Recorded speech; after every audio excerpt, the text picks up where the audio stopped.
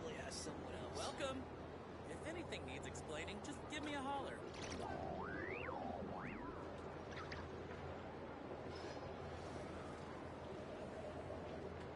I've faced many opponents in my duels.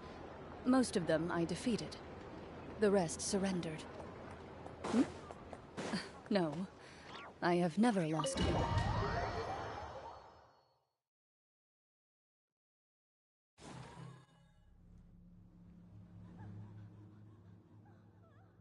Dang it! Who fired up the cannon without my say-so? Its defensive barrier has also been activated, likely in anticipation of interference by malicious actors. The air is thick with fear and anxiety. It's spooking the birds and beasts. What exactly is going on? You're here. Looks like this was all part of Rarir's plan. Not only did he plant seeds of suspicion in people's hearts, seems he's now igniting them. Yehoda's gone in to scout out the situation. She'll be back any minute. I'm back! I'm back! Oh, it's bad out there. Rumors flying everywhere you turn. Something about the Wild Hunt preparing to spawn a wave of monsters, the likes of which we've never seen before. But that's not even the worst of it. Lots of folks don't even believe the cannon can prevent this crisis, so they're getting ready to make a run for it. Others are trying to make a quick buck out of this whole mess. How could they still be thinking about Mora when such a catastrophe is imminent? Unprecedented danger brings unprecedented opportunities in its wake. A chaotic situation can bury much wrongdoing. Even those who flee without reserve put themselves at the mercy of the divine. Is it any wonder, then, that some will aim to profit? After all, a gamble that might rewrite one's entire life is hard to come by. Even so. Well, seeing as you disapprove of their actions so strongly, Lady Moonchanter, I suggest that you be the one to handle them.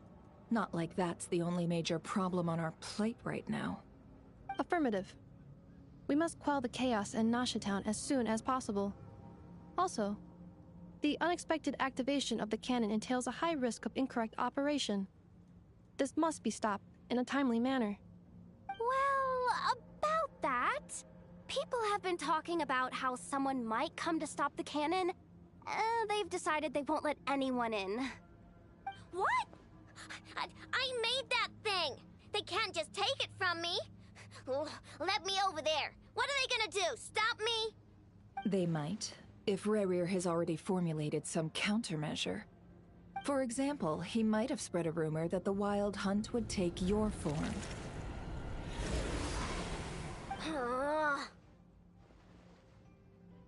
Possibility high. If they view the cannon as Nasha Town's only hope, they are likely to conclude that anyone who tries to stop it must be with the Wild Hunt. We will face strong resistance, but they're just ordinary people. Brute force must be avoided, if possible. There's no time. Let's go into the town. I'll find some way to calm the townspeople. You find a way to stop the cannon.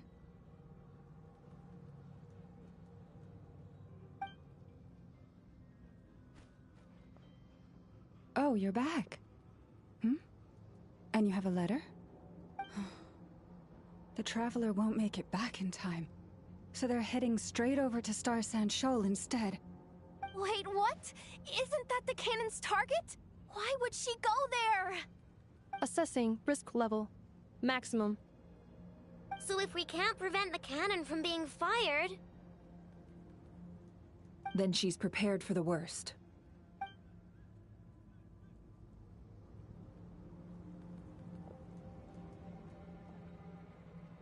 And we must ensure that her trust in us is not misplaced. Let's go.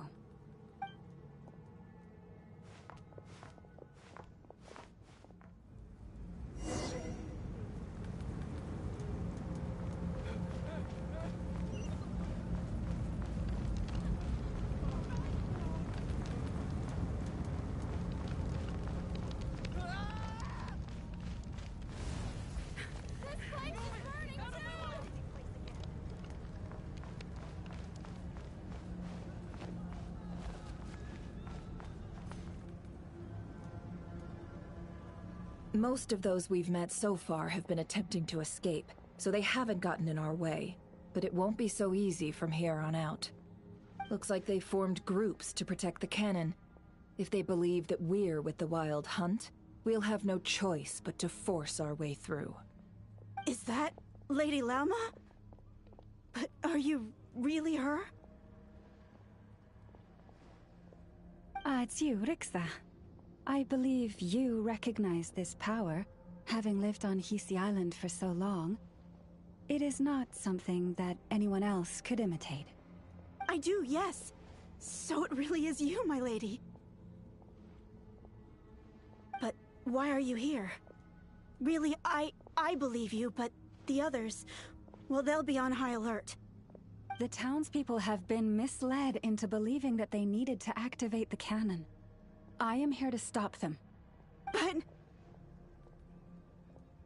I know what you wish to say. Our island and Nasha Town have never had close ties. There should be no reason for me to intervene. But you chose to leave the island. You had the resolve and the courage to start a new life. It is unfair, unjust, that you should be dragged into this mess just as that life was about to begin. I seek to redress this injustice, not only for you, but for everyone here who wishes to live their lives free from this chaos.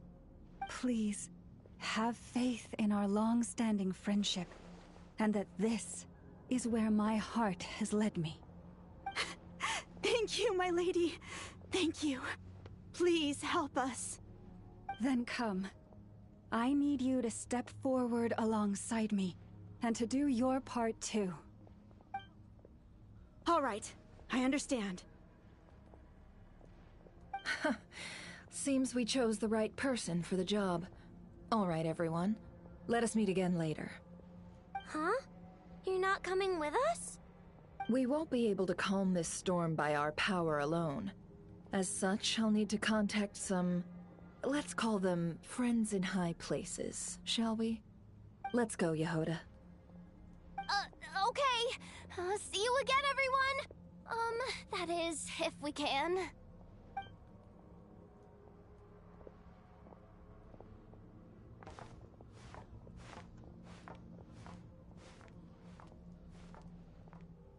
Remember these words. The road shall be paved with truth, and we shall pave it ourselves. It's you, Lady Moonchanter. It's her, everyone. It's her. You're right, Marie. At times like these, we must rely on ourselves.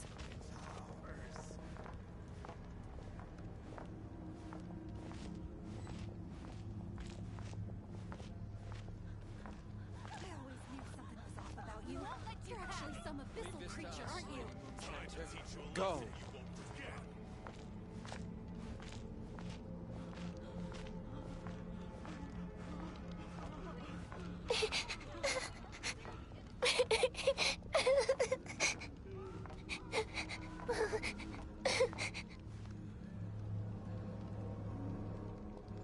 Lady Moonchanter, there's a child here! It's all right now. Go, quickly.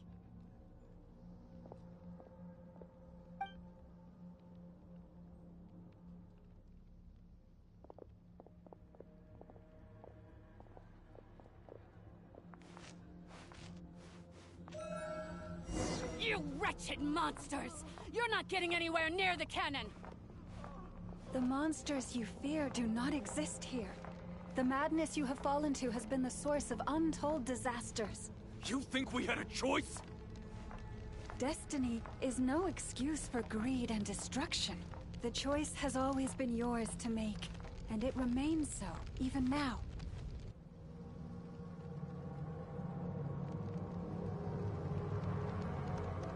Thank you for bringing us here. We can quickly overcome the barrier by going upward from over there. The cannon is all yours now. Got it. Thanks, Lauma. Inefa, give her a krankake. Orders received and immediately deferred. Departure takes priority. Please, everyone, listen to me. I will not deny that we hold different beliefs, but in the face of the immense threat that hangs above us all, we must persist in trusting one another. Otherwise, rifts will surely form, prized open by those who harbor ulterior motives. If your fear is born of helplessness, if you flee because you know not how to fight, then follow me, you who are lost. I am no god, but so long as we hold our candles steady and unite beneath the same moonlight, no deception or rumors can be concealed from us. Let us resolve then to defend ourselves and to stand firm against the false illusions by which our foe seeks to beguile us.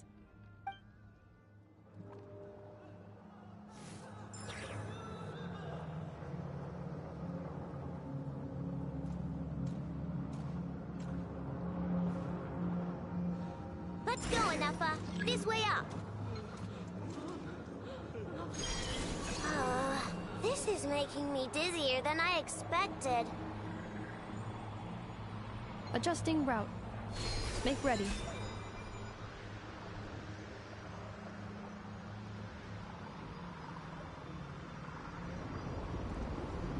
Out of the way, small fry.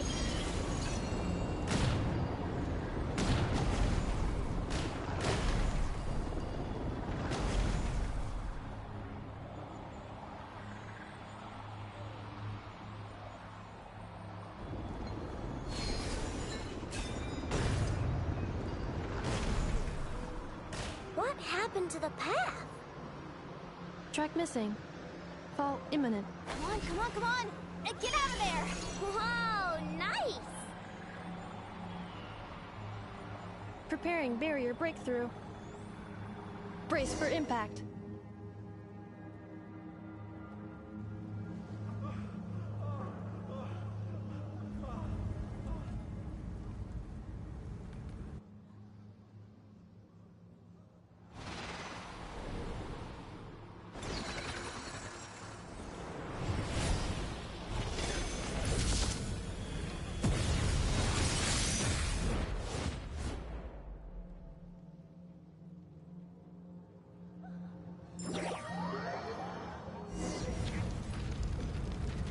Knuckle Duckle, what are you doing here?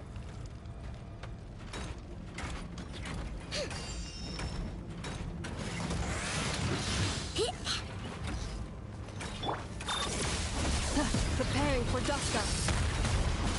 Look, a rainbow!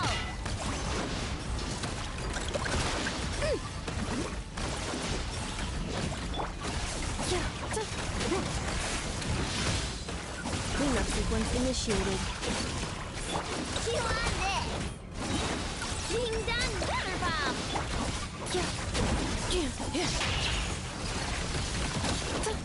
Interference detected. Entering countermeasure mode.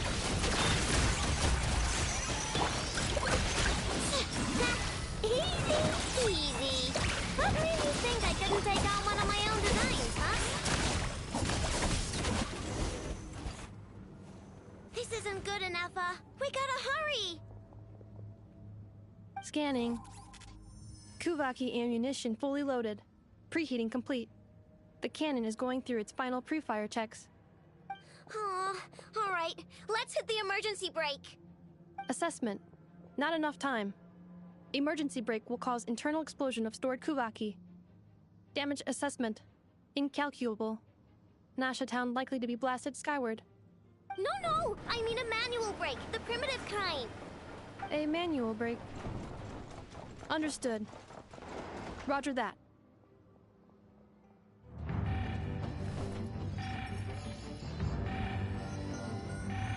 We are out of time.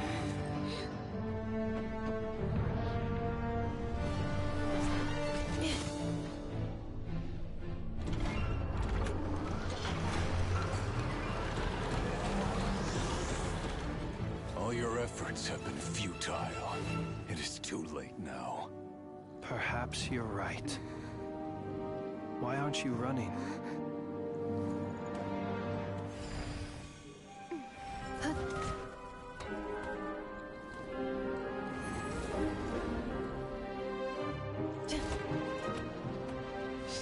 Sato passa sax, intili autoptos.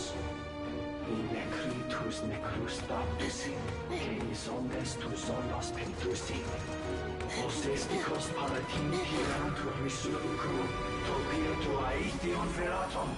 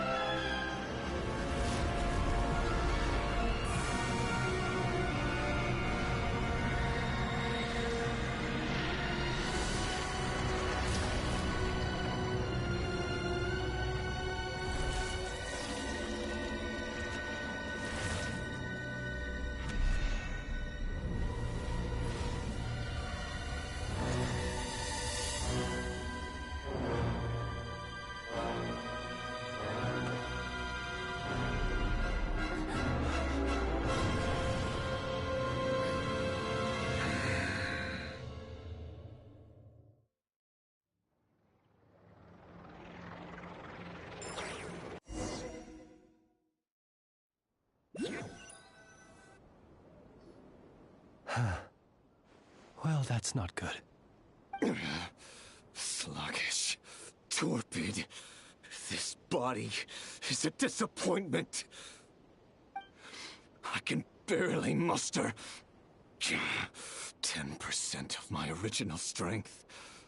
You've ruined everything again. Let me guess. You didn't get a human body back, did you?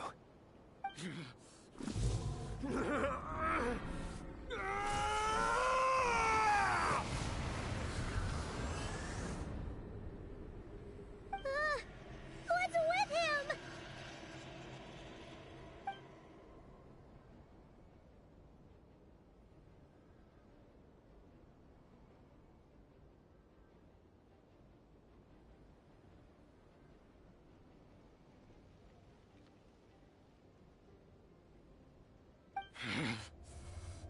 Verfnir.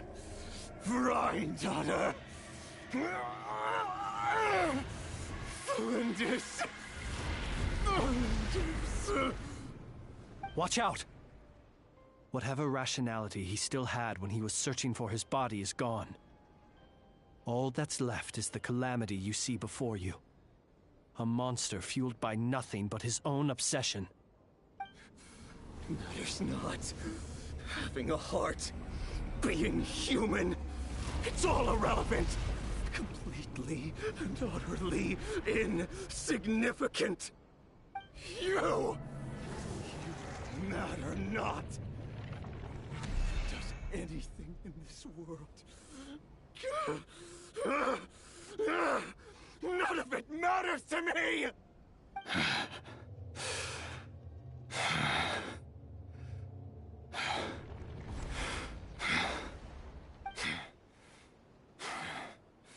Fools. Time to die!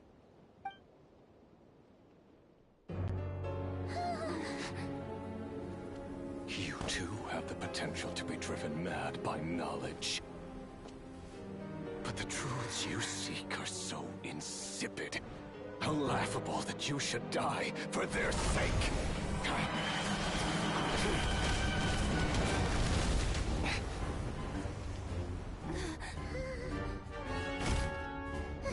You're wrong.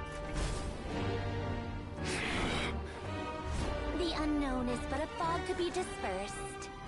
Knowledge is the true pillar of the world.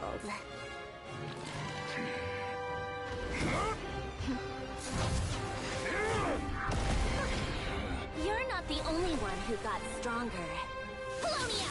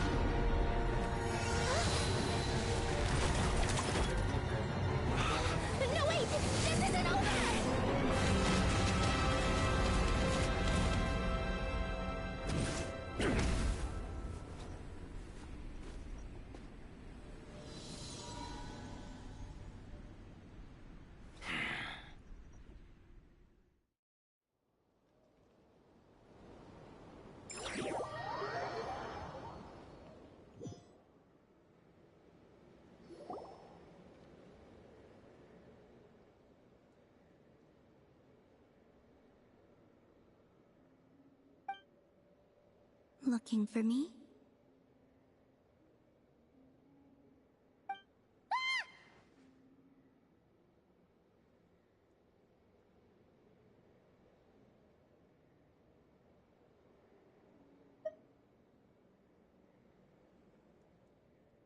After sensing your arrival, I wanted to see how close I could get to you from behind. Because you had nothing better to do, or...? Is that how it seems? No different than when I was with the Fatui then. There was never much for me to do. The Tsaritsa only sought the power of the moon goddesses.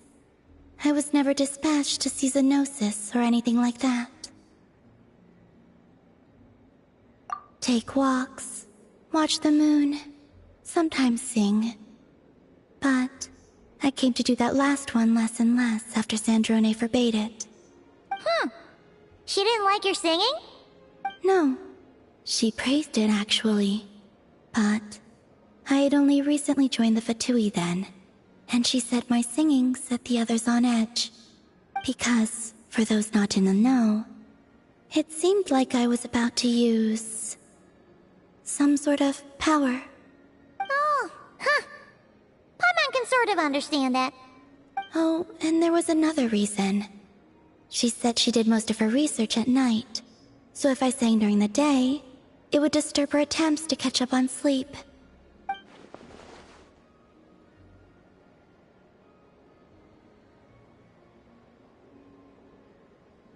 So, I used to just sing outside her door at night instead. But still, she always chased me away. Uh-huh. Get along? When we first met, Harlequino did seem eager to get along with me. She often showed up behind me without making a sound, like I did to you earlier. She said it was an attempt to test me, I believe. I too attempted to join in on the game, but she always managed to spot me before I even got close. Eventually, I resorted to using Kuvaki, and managed to give her quite a scare from behind. But she never played that game with me again after that. Yeah. Paimon doubts that was a game to the knave at all. What else? Oh, the doctor often asked me to assist in his light realm-related research. I obliged him a few times, but it was so dull. Use Kuvaki to strike this. Use Kuvaki to control that. I stopped going after a while. Yes, even though I've run away from home, I do have some fond memories of it all the same. Arlecchino and Sandrone treated me quite well, along with...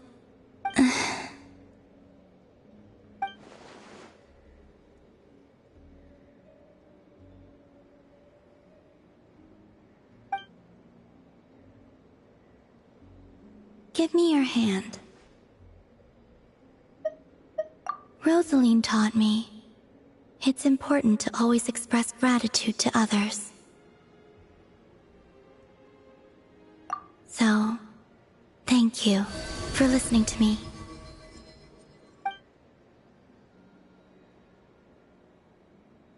I believe that's enough for today. Whoa, that was sudden.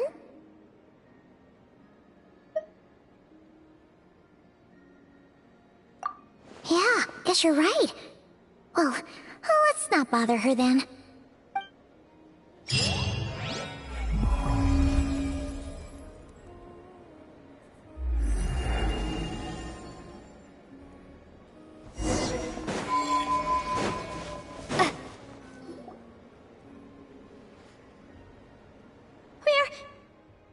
We're safe? It seems this young lady aided in our escape. You have my sincere gratitude, dear madam. The flowers here bloom in such peaceful silence. I imagine you would not have invited anyone here were it not an emergency. Oh? I take it that means you've been here before then. In that case, I count myself fortunate to be your associate. Columbina! What did you do that for? I studied his abilities inside out, equipped Paulownia with comprehensive countermeasures. We were going to settle the score! But he still broke through, did he not? What? You expect a battle to be completely one-sided?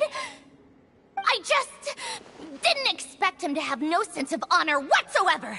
Paulownia would have been fine in a head-on clash, but battles just get chaotic. Oh, so you actually thought you could win. Have you been taking care of yourself lately? Your calculations seem to have deviated quite seriously. Perhaps you could try sleeping and rising earlier. Or you could adopt my previous recommendation and... Hey, listen here, Columbina. I tolerated your nonsense previously because we were colleagues. There's a Fatui warrant out on your head, and don't you forget that. Don't make me fight you right here and now. Oh, I was just a little concerned about you, that's all. Just like that time when you weren't making any progress with your research. So you went and cooped yourself up all alone. That was none of your business! And don't you ever drag me out to one of your freaky hovels again! Come on, Paulownia! We're leaving!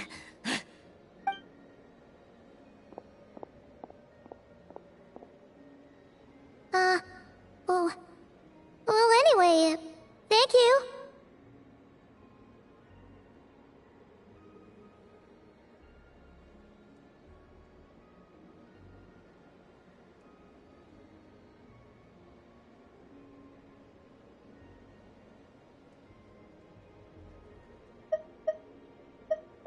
I was worried about you, too.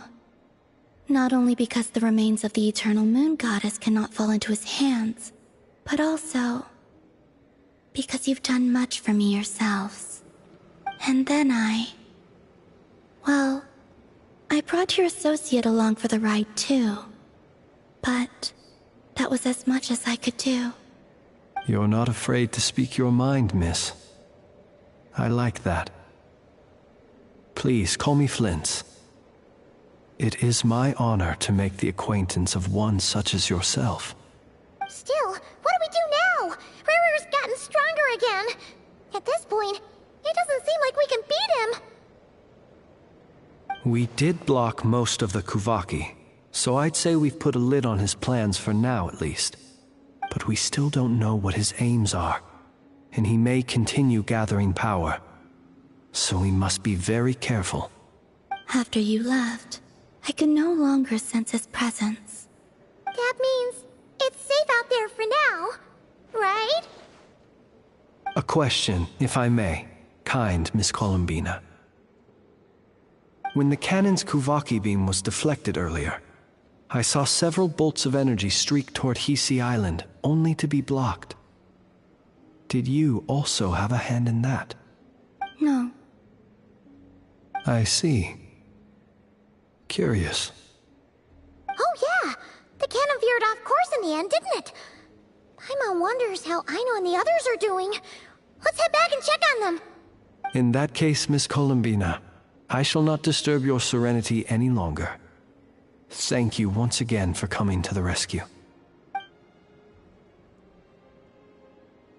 Go now, all of you. Do not worry.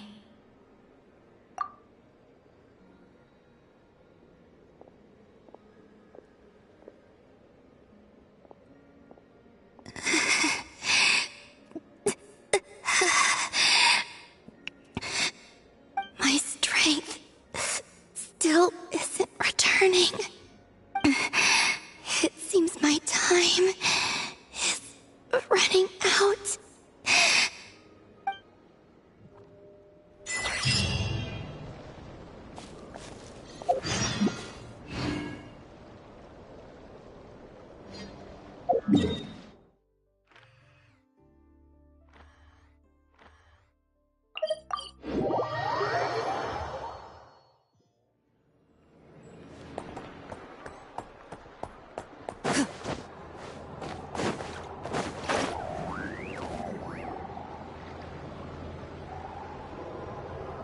Fortunately, we were able to minimize the harm. Only a few townspeople were hurt. But the Reikir of Solnari has now gained a complete form, while we still know nothing about his goals. It seems we have done something akin to releasing a vicious Kukusaur into the wild. I'm sorry. Is no one here familiar with Kukusaurs? Paimon knows what you mean, but that analogy seems more than slightly understated. He said that this world means nothing to him, so it is possible that he doesn't have a reason to fight us at the moment. If his objective had been revenge alone, we would likely have no recourse. Is there, still time for me to tender my resignation? Just kidding, just kidding. Don't worry, boss. I know there's no running now. So my cannon, my pride and joy was a hindrance rather than a help. You know what? I'm gonna dismantle it right now.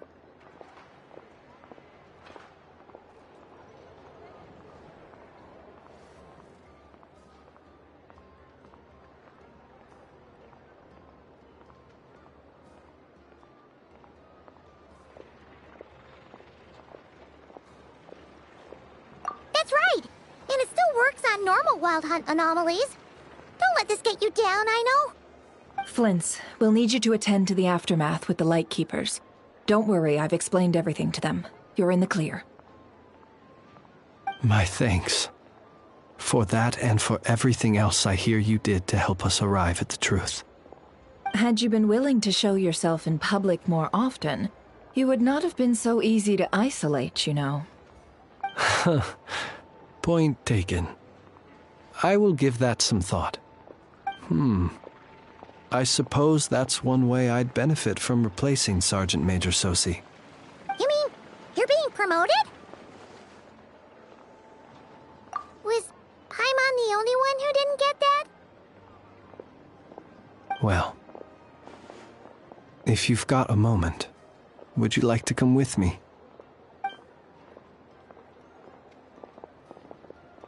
There's a certain gentleman I'd like to send off on his final journey.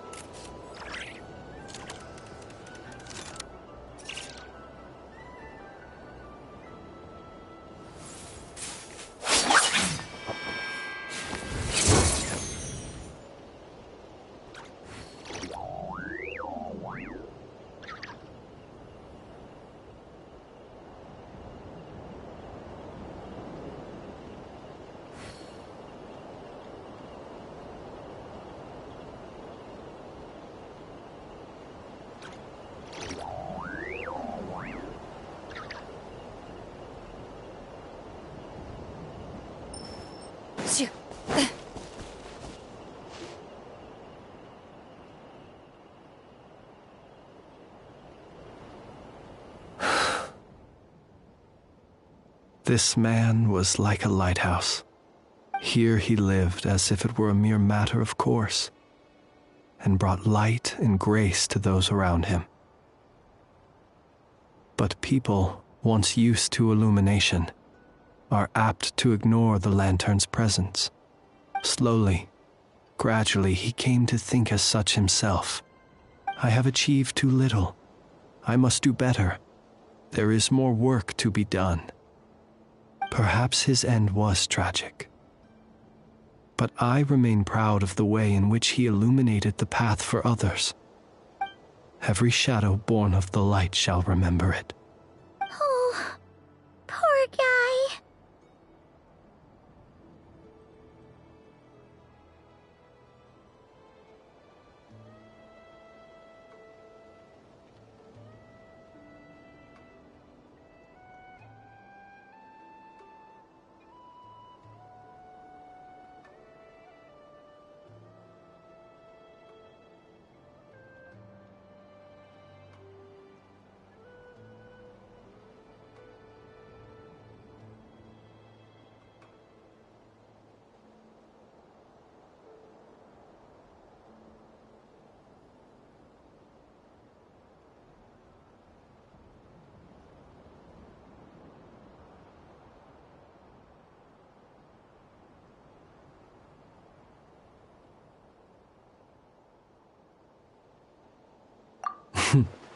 I've heard that one too. Is that so? Well, you're right. It may seem that our efforts were in vain, that Rerir achieved his goals, but we will pursue him to the last, even if the outcome is not what we wish for. It is not dissimilar to the role of a graveyard keeper. We do not seek to bring the dead back to life, only to grant them peace.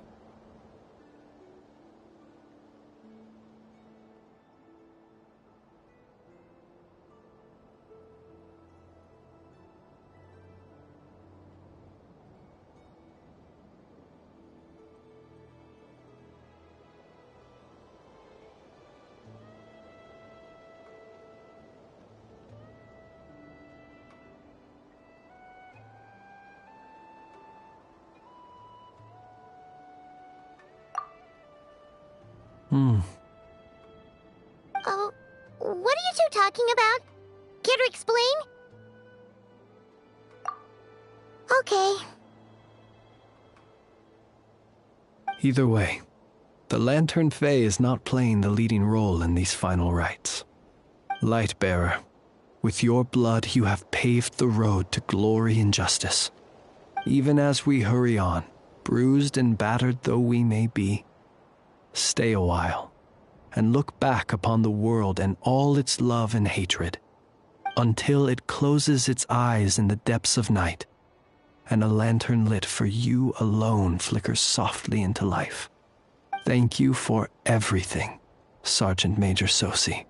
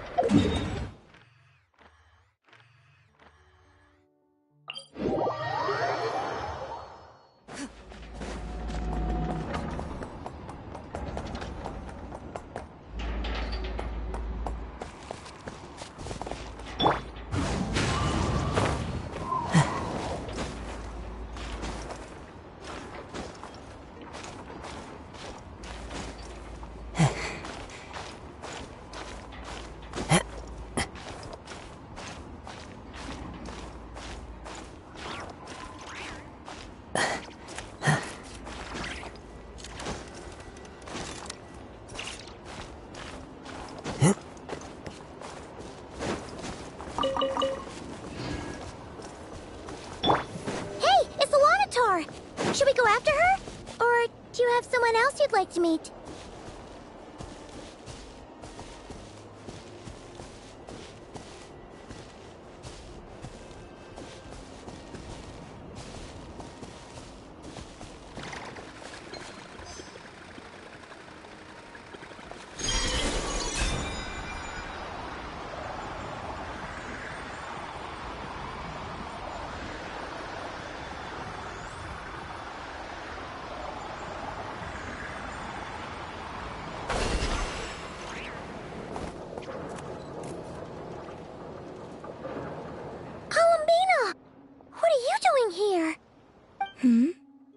Was it not you who recommended such walkabouts to me? Yeah, but aren't you afraid the Fatui will see you? Zandrone seems uninterested in my capture, and the others are unlikely to risk making contact at all. They have more troublesome affairs to deal with.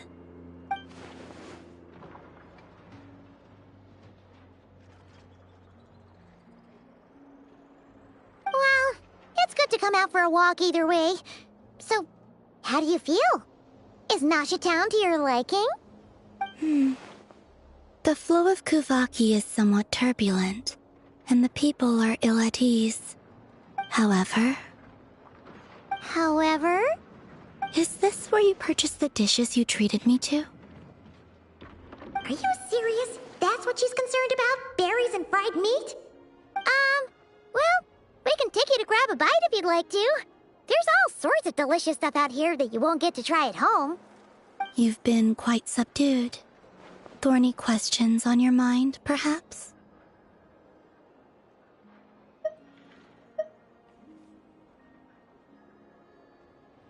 I could look into the Eternal Moon's marrow for you if you wish it so.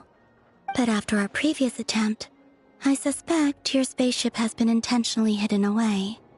Perhaps someone has certain truths they wish to hide from you, or from others.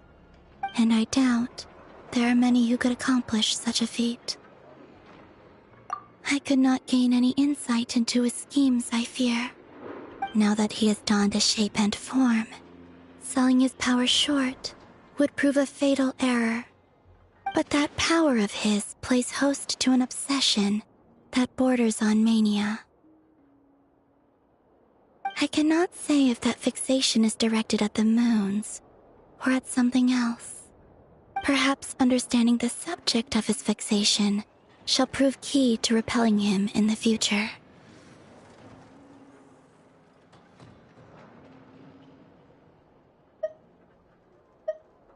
Well, Zandrone's daily routine is highly irregular, while the doctor often orders people around. As for Arlecchino... Was that not what you were curious about? Well then, have you been to that experimental design bureau of theirs? That weapon will play a key role in the Tsaritsa's plan. That's what I've heard, anyway. And what plan is that precisely? Well, I cannot say I care.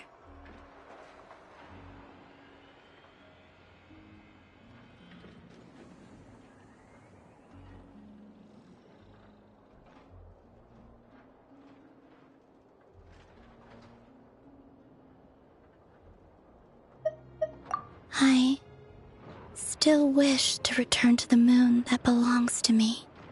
That is where the answers lie buried. That is my true home.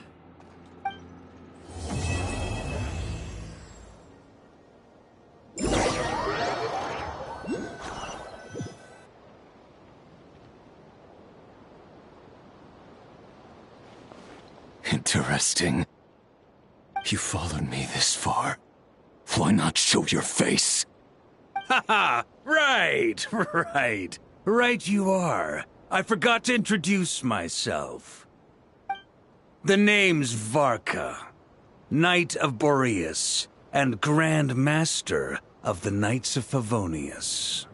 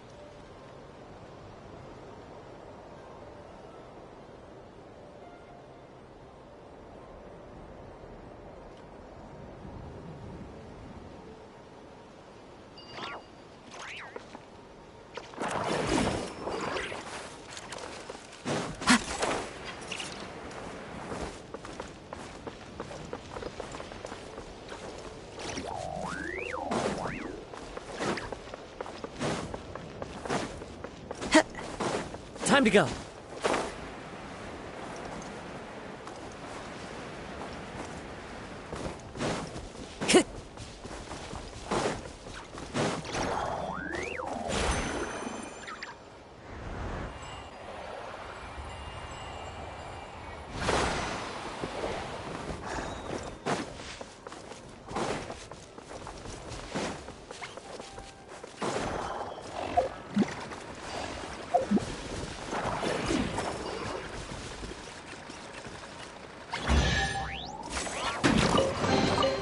Who says there aren't benefits to a life of wandering?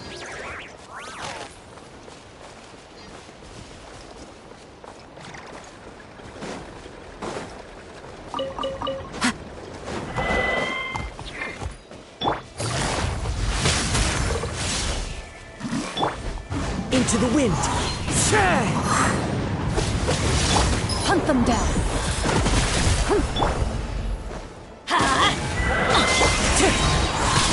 Fallen leaves, adorn my night!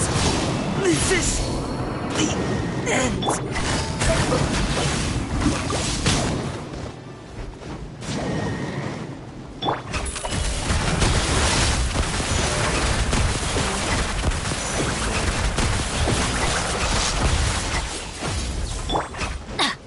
Off we...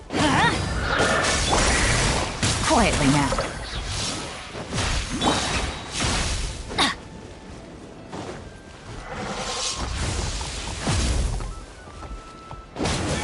We go! Ow! Teamwork is dreamwork!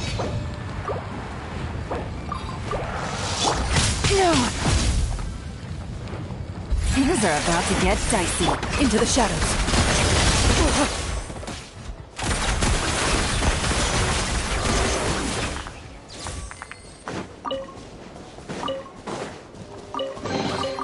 A stroke of good luck. And a very... welcome one.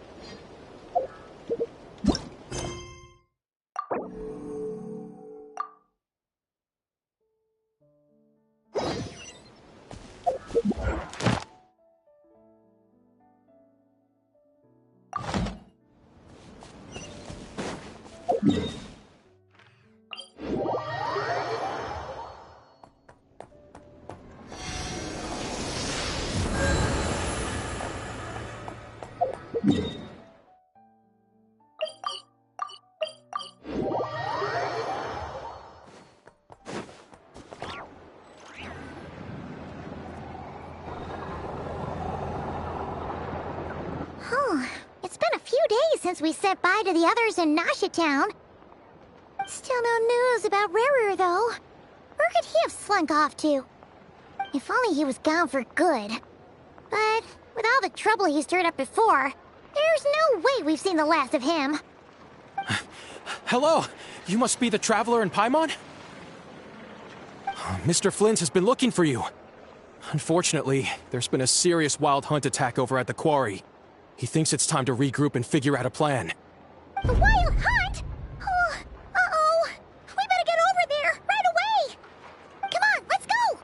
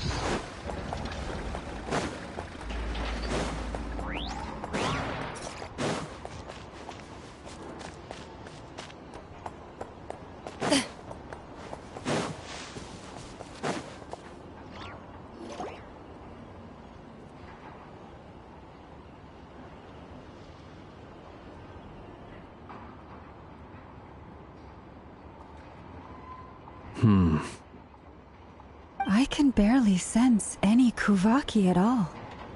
This whole area feels like a soulless husk. Looks like his appetite truly is insatiable. As if the power of that energy cannon wasn't enough. He's not seriously still getting stronger? What's his endgame here? Ah, everyone's here already. Hey, we made it. So, what's going on? We've all been on high alert since we split up a few days back, expecting Rerir to strike again. But it's like he just vanished into thin air. No one has seen him nor found any trace of his presence. That is, until this morning, when a ratnik found signs of wild hunt activity while out here on patrol. As you can see, the Crystonite itself is physically intact, but the Kuvaki it contained is all but completely diminished. And we're sure that Rerir did this. Who else? He's the only one who could pull off a stunt like this. Kuvaki loss has reached critical levels. Reikir of Solnari set to maximum threat level. Warning, unless de-escalation measures are taken soon, he will pose a threat beyond our ability to contain. The consequences could be catastrophic. Traveler, do you remember when we encountered Rerir just after regaining his body? There wasn't a shred of sanity left. Nothing but madness and rage.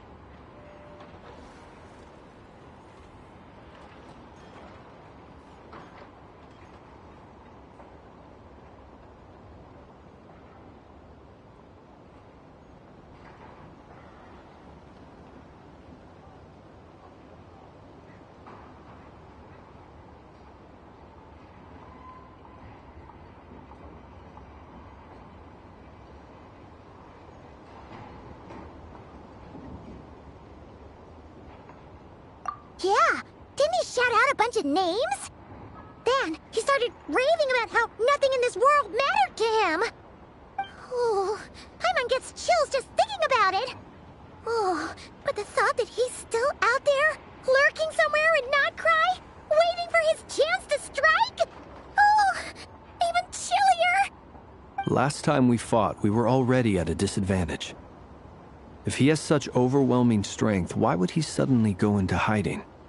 Yeah, if I were him and I wanted more Kuvaki, I'd just take it by force. No point staying in the shadows.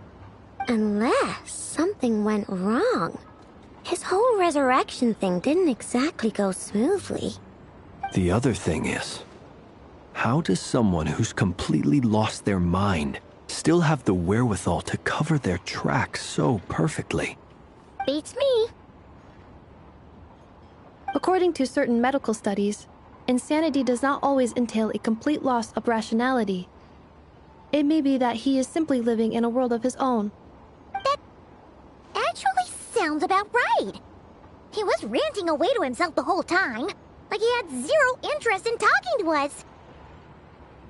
There are many unanswered questions here. He could be right under our noses, and we'd still be in the dark.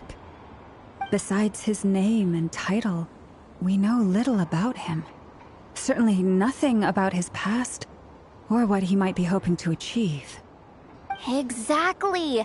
And we wouldn't even know where to begin looking. Even Boss hadn't heard of the Rahir of Solnari before all this.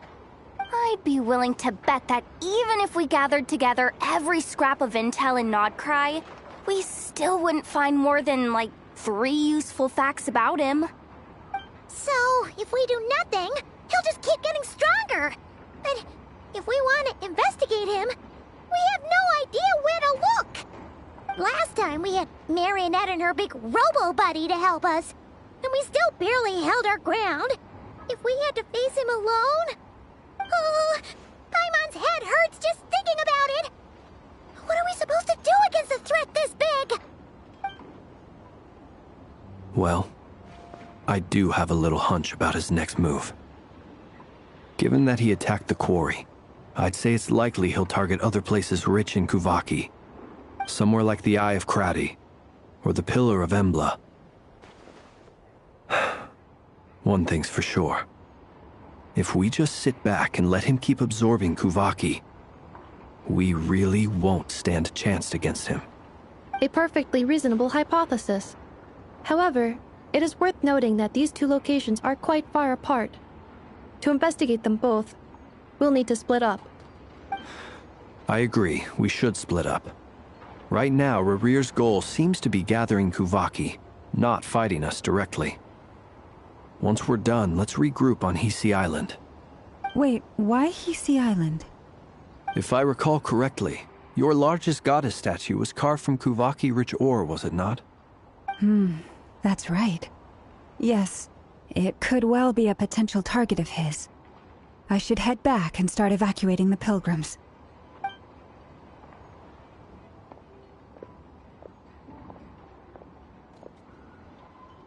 Splitting up's always gonna be risky. But I guess we don't have much choice, right? We're in a race against time here. And if we do run into Rarir, what then? That's when you follow the third rule of treasure hunting. Run like the wind. Didn't you say the third rule was go with the flow? I don't know. Did I? Anyway, whatever. In this situation, go with the flow means go find backup. Agreed. If anyone finds so much as a trace of Rarir, do not pursue him. Get out of the area and alert the rest of us as soon as possible. We need to put safety first. All right, we'd better get moving. Come on, Anefa, let's go!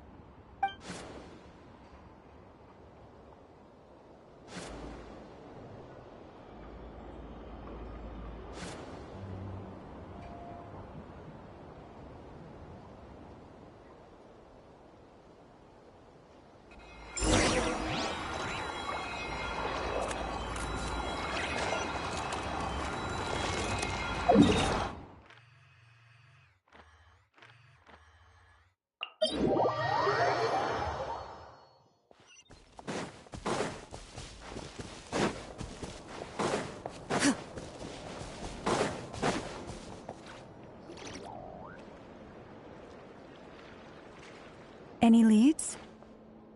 Nope. Diddly squat. No clues to where he might be hiding. It's like he's a ghost. It feels like we're sitting on a powder keg that could go off at any second. Ugh, I hate this feeling. I'd rather face him head on than be left hanging like this. So, you guys didn't find anything either? Not loving the word either. How about you, Flint's? I questioned a few Ratniki and eventually narrowed my investigation down to one suspicious individual. But by the time I got to his place, he was already gone. Almost as if he knew someone was on to him. Either that or he's just extremely cautious and doesn't stay in one place for long. He's been biding his time for a while now. The question is, where or what is his next target? No idea. Since regaining his body, he seems to have lost all interest in the fragment in my possession. If he did still want it, he's had plenty of chances to take it. All we can do now is hope that Ino and Anefa turn up some leads. Darn it, Rereer. If you've got the guts, come face me one-on-one! Wait, he's actually here? I didn't mean it! I swear! No, it's coming from Silver Moon Hall. The Lady Kutar might be in danger. Let's get over there, quick!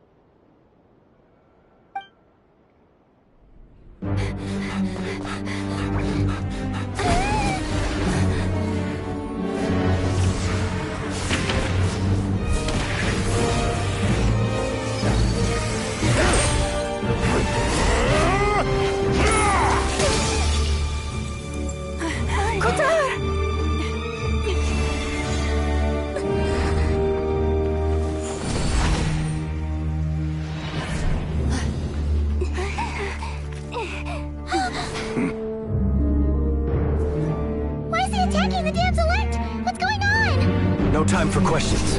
Stop him!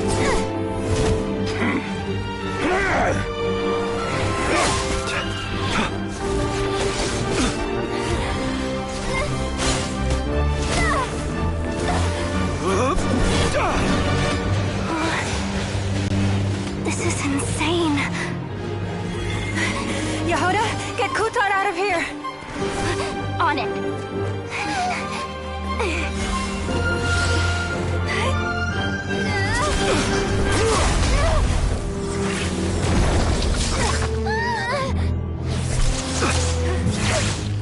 Look where your feeble light has gotten you. Now, you shall plunge into darkness. Thalindus, soon, I will find a way. Watch out!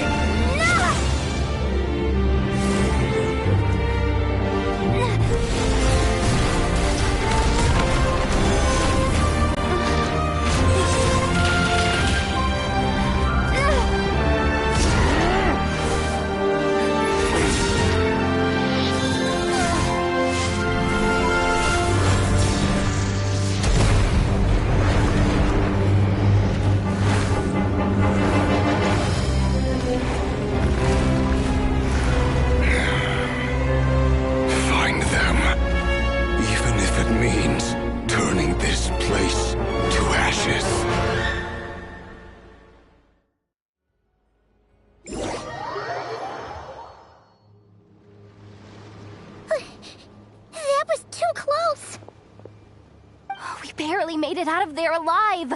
What's that guy's deal? How'd he get so crazy strong?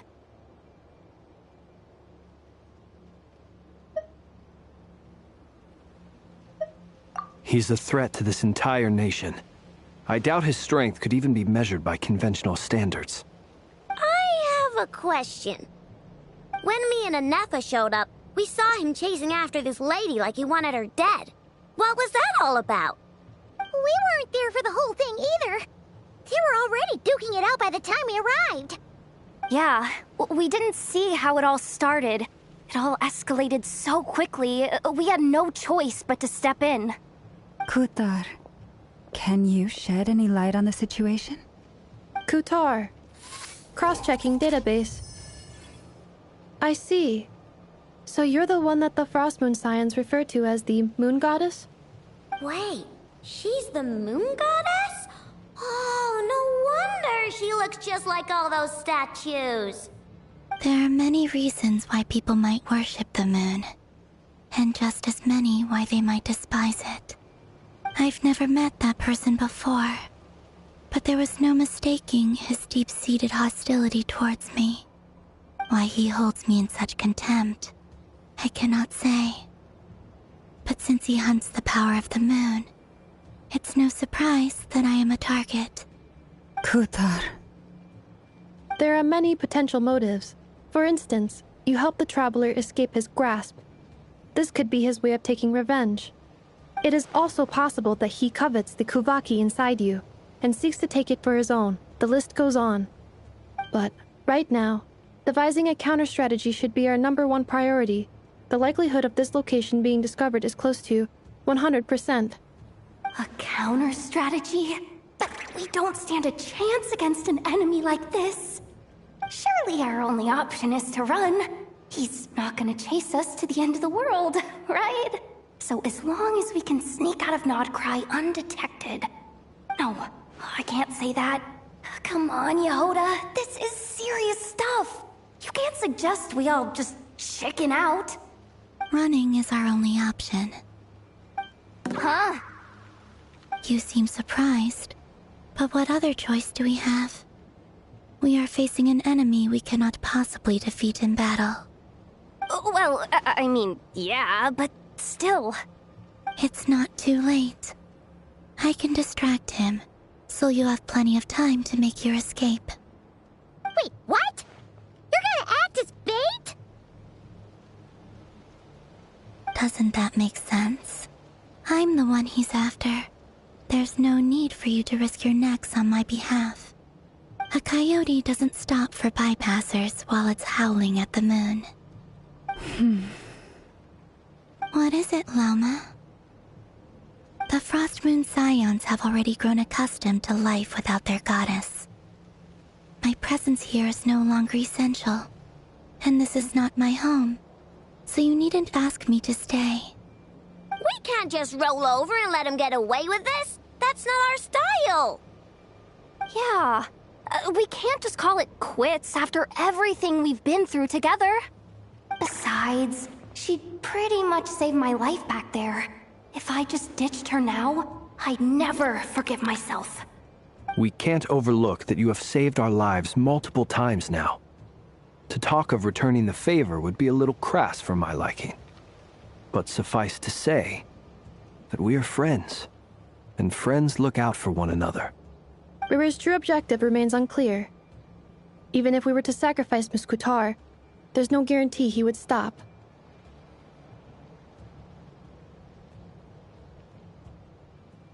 But...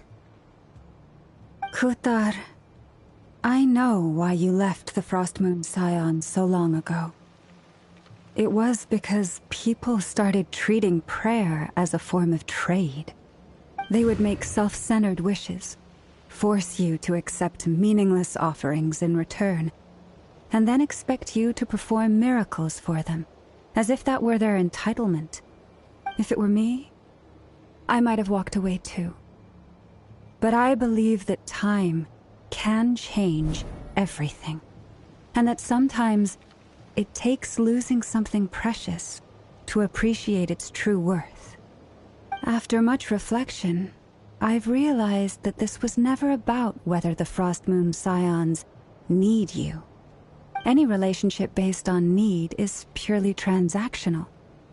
What I truly hope is that you'll choose to stay, not out of obligation, but as part of our family. You were born here, and now you've returned. Who knows? Perhaps it was the moonlight that guided you home. Thank you, Lauma. But my power is on the wane. I'm afraid I will be of little use to you now.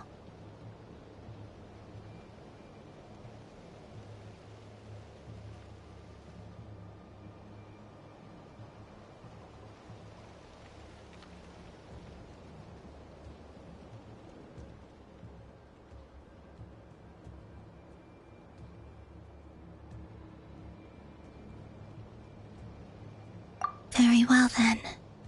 I'll do as you say. Both times you saved us, we were transported across great distances in an instant. Is that one of your powers as the Moon Goddess? It is, but I find it very draining. I barely managed to pull it off just now, and it will be some time before I'm strong enough to do so again. Rejected by the world, my power is dwindling. Like a lake, cut off from its source, slowly shrinking away. Now, it has almost run dry. What do you mean, rejected by the world? The 3 moons belonged to the ancient bygone era in which they came into being. From the moment I was born, the world itself has been steadily sapping away at my strength.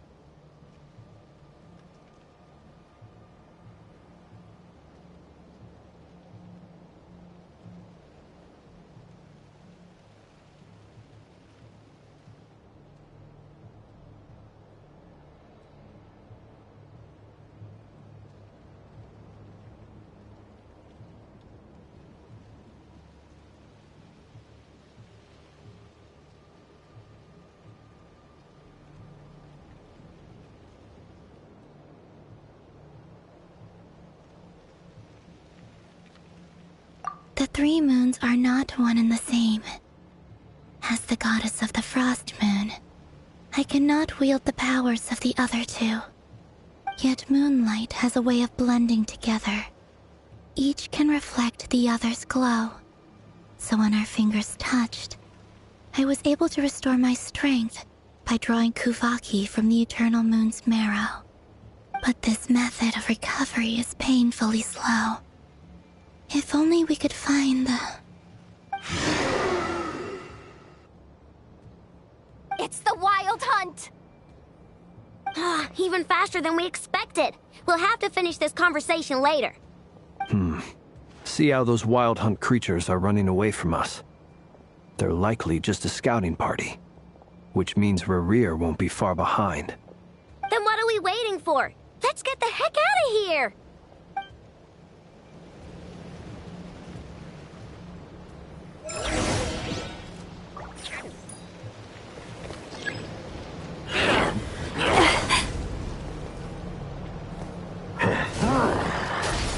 Stay your hand.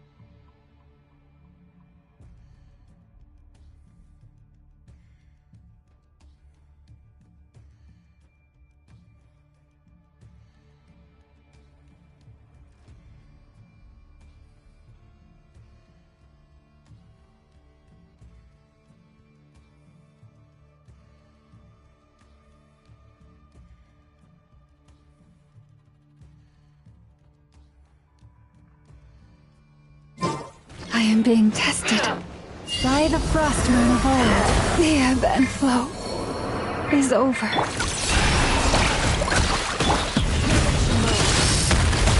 The long sleep bed. Oh, it just keeps coming! This is driving me nuts! The rear's closing in on us. We need to pick up the pace. There's too many of them! And this time, we can't fall back on Bhutan's help to escape. This goes on much longer.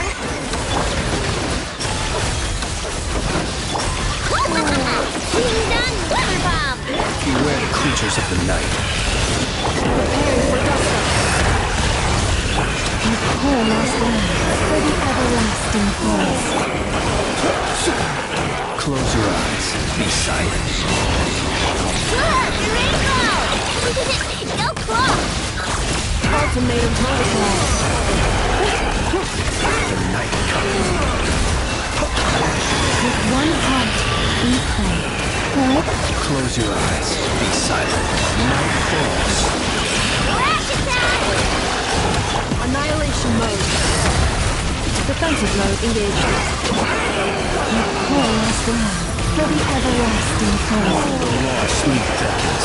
Close your eyes.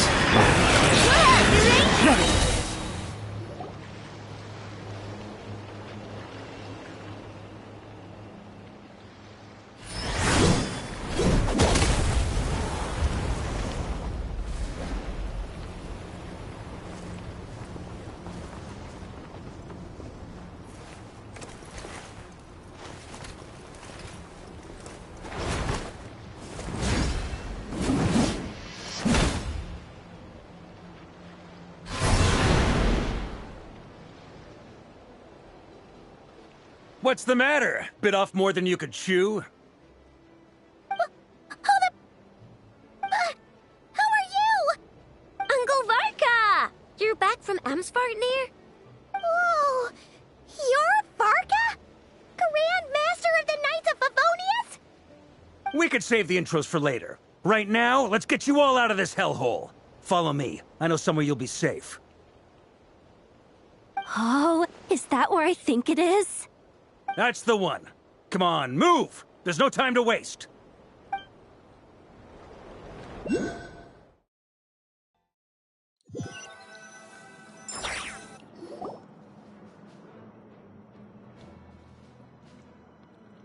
Wow! Where are we? This is so well hidden. Well, that goes without saying. This is the Knights of Favonius' meeting place in Nodcry, and a contact hub for the Northern Intelligence Network. AKA, the black market of intel. No matter what faction you're with, it's the place to buy and sell information. Their headquarters are in Nodcry, but they've got contacts in every nation. As an expeditionary force on foreign soil, working with them has offered us the most effective way of getting our hands on reliable local intel. This is where we meet, so naturally, it's secure. Anyway, where were we? Folks from Nodcry should be pretty familiar with me by now, but I believe this is the first time we've met. Allow me to introduce myself.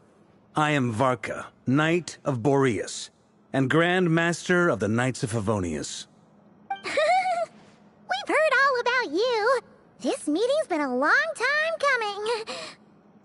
You look way younger than Paimon expected, but you definitely have that Grand Master vibe. Well, I'm no spring chicken. Just not showing my age yet. Definitely feeling some of that back pain today, though. Rushed back from Amsvartnir without a wink of sleep, only to get right into another fight with that freshly revived maniac. Another? You mean you fought him before? Yep. He wasn't nearly as strong back then, but he was still a formidable foe. I brought some of the knights along to give him a little surprise, but he saw us coming from a mile off. My squad took heavy injuries, and I barely made it out alive myself. We knew it might have been our last chance, so we staked everything on it. But still, it wasn't enough to stop him. I tried tracking him down afterwards, but he didn't leave a trace. Even in his unhinged mental state, he's as cautious as any trained operative. So, I decided to come find you. And as luck would have it, turned up to find you being ambushed by the Wild Hunt. The rest, you already know. Is that why he's been frantically absorbing Kuvaki these past few days? Because he sees you as a threat? Maybe I'm part of the equation, but even if I weren't, I'm sure he'd still be gathering power. He's clearly working up towards something. Note to self, Uncle Varka's strength rating officially upgraded. Guess it's my turn to ask questions now. So, what exactly has been happening in Nodcry? Why is the Wild Hunt returned in humanoid form? And why is it after you? That's a long story, but I'll try to make it quick.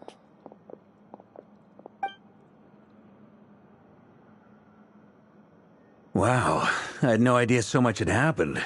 Sounds like you guys have really been through it. So, the Kutar is actually a Fatui Harbinger. And all this Wild Hunt activity in Nodcry is the work of the Raker of Solnari, one of the 5 sinners. Oh, that's a lot to take in. Need some time to wrap my head around it all. I'm truly sorry, Mr. Varka. You stood with us against the Wild Hunt, and did everything you could to stop it from escalating into a full-blown catastrophe. And then, the one time you're away, it all comes to a head and all your hard work gets undone. You've got nothing to apologize for, Miss Moonchanter. You can plan 100 steps ahead and still slip up. That's just life. No one knows what tomorrow holds. You can't predict which way the wind will blow next. And, to be perfectly honest, I can't say I'm surprised. For all the times we've defeated the Wild Hunt in the past, we've never been able to completely wipe it out. Turns out, we were just delaying the inevitable. But now that a new variable has come into play, fate may well take a different course. A new variable? You mean... us? Who else? And in a strange way, I think his resurgence might not be an entirely bad thing. The Wild Hunt is like an unrelenting force of nature, but Rerir is an individual with an agenda. He's gotta have a weak spot somewhere. That said, while I was explaining everything just now, some of the points that Mr. Flint's added caught my attention. You mean about our mystery ally? That's right. From what you've said, not only did they lead you straight to some key files, they also shielded Hisi Island from a lethal Kuvaki blast. I don't know who or what could pull something like that off. Heck, even Miss Columbina doesn't have a clue. I hadn't heard the story about those files. Would you mind repeating their titles for me? Wild Hunt Phenomena Log, a Nodcryan Ratnik's Field Journal, and Kuvaki Survey Log. Oh. No. Still doesn't ring a bell. Another dead end. Guess all we can do now is hope that our mystery ally keeps showing up when we most need them. Still, it's safest to assume they won't be intervening again. From here on out, we'll have to resolve this crisis by ourselves. Your intel also explains something else I've been wondering about. The reason I led my team to Amsfarnir was because we'd had reports about a possible source of the Wild Hunt showing up there. But once we looked into it, it turned out to be a red herring. I don't know who was behind it, but clearly, it served its purpose. I doubt it's by chance that he happened to make his comeback while my attention was diverted. And from everything you told me, it sounds like his scheming began well before his return. So maybe luring me away was all a part of his plan. But is it even possible that he orchestrated all of this by himself? The Moon Maiden and the Raker of Solnari, Nodcry of all places. The way everything is unfolding, it can't be a coincidence. So, what do we do now? Got any ideas? Right now, we've got at least 3 things to consider. Let's go through them one by one. First, we need to figure out how to take down Rerir. If we can't beat him in a straight-up fight, the rest won't even matter. To my knowledge, the bulk of Nodcry's fighting force is already gathered here. But even with everyone united, we're still no match for Rerir in his current state, let alone with his power still growing. What if there was a way to tap into a new power of our own? How How so? Have you thought of something, Columbina? 3 moons once watched over this world. The eternal moon was the largest. The frost moon was the brightest. And the iridescent moon was the most mysterious. They say that back then, the 3 moon goddesses wielded immense power. Enough to shape the workings of the world itself. I now bear the frost moon's power, and the eternal moon's marrow resides within the traveler. Hold on. Are you suggesting? The iridescent moon. The last piece in the puzzle. That's right. If we can find the iridescent moon's marrow, I will be able to regain my strength much more quickly. The 3 moons are said to stir the tides and illuminate all things. Perhaps they hold further secrets beyond our understanding. According to my analysis, this solution is feasible. However, it is subject to one major condition. How do we locate the iridescent moon's marrow? I know a way, but we will need to visit the Fatui's Experimental Design Bureau. The Experimental Design Bureau? Are you saying we need to involve Marionette? Yes. I must speak with Sandrone. It's a long way from here to the Experimental Design Bureau. There's a high chance you'll be spotted. You shouldn't go alone. Then that's settled. Next up, our second priority. Somehow, we need to figure out Rarier's end goal. As you saw for yourselves, when he was still in his wild hunt form, everything he did was for the sake of recovering his body and resurrecting himself. His first act since then, after laying low for a while, was to try and assassinate this young lady. People's obsessions often reveal their greatest vulnerabilities. There must be a reason why he despises the moon so deeply. Perhaps it sheds some light on his title, the Raker of Solnari. The Wild Hunt has plagued Nodcry for centuries now. If we want to stop it for good, we have to get to the root cause of what's driving it. It's true. We still know very little about him. If Kuthar hadn't given us that lead, we wouldn't even know his name. But where would we even start? I doubt even the Intel Queen of Nodcry has a clue, and she has info coming out of her ears. Oh? That's a rather hasty conclusion for someone who's so painstakingly meticulous when it comes to dealing with machines. She heard me.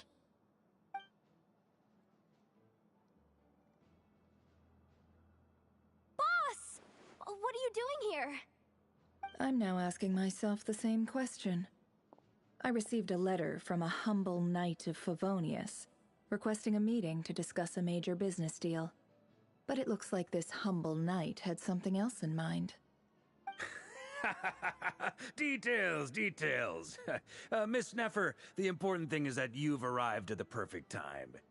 Since his failed ambush, I've been racking my brains trying to come up with a plan to fight Rarier. Given the severity of the situation, I think it's fair to say that our only chance lies in uniting as one. And I'm talking all the factions in Nodcry. We can't do this without the Curatorium, but I knew it'd be a tough job to win you over. So, I took the liberty of reaching out for a little chat. Wait a sec. How did you even hear about this place, Neffer? Didn't you say this is meant to be the Knights of Favonius' meeting spot? And a contact hub for the Northern Intelligence Network? And isn't it supposed to be super hidden? You really think he could have gotten settled in Nodcry without my help? Besides, I'm the one running this gig. Of course I know where the meeting place is.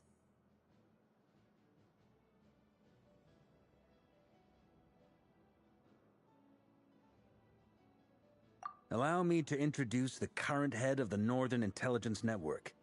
If it's intel you're after, she's your woman. Pretty much seen and heard it all. Please spare me the flattery. Let's cut to the chase. Seems like you've run into some trouble, huh?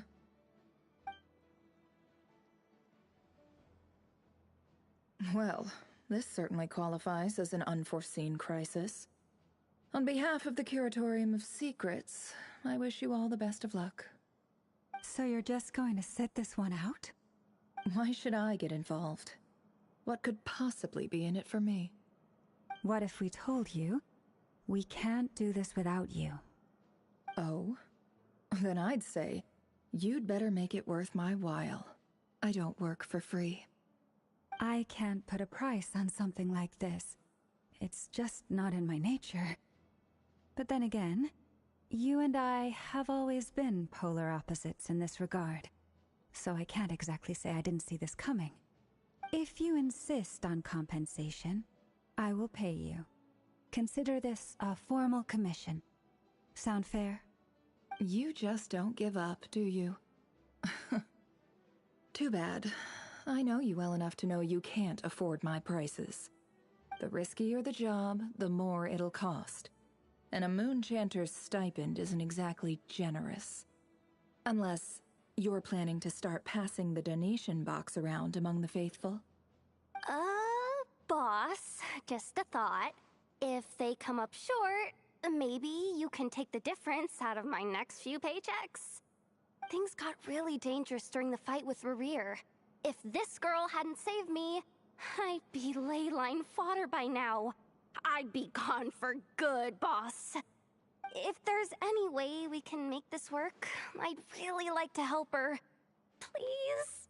I'm begging you. This is why I'm always telling you never accept favors. They are the hardest debts to repay.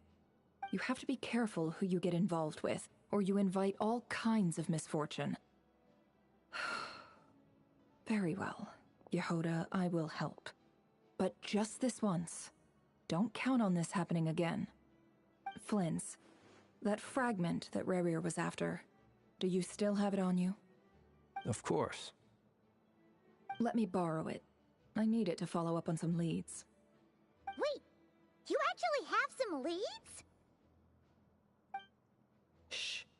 This is top secret information. I get it. We all have things we'd rather keep to ourselves. Plus, I know we can count on you, so we'll leave the intel gathering in your hands. And that brings me to the third and final item. We need to find a way to distract him.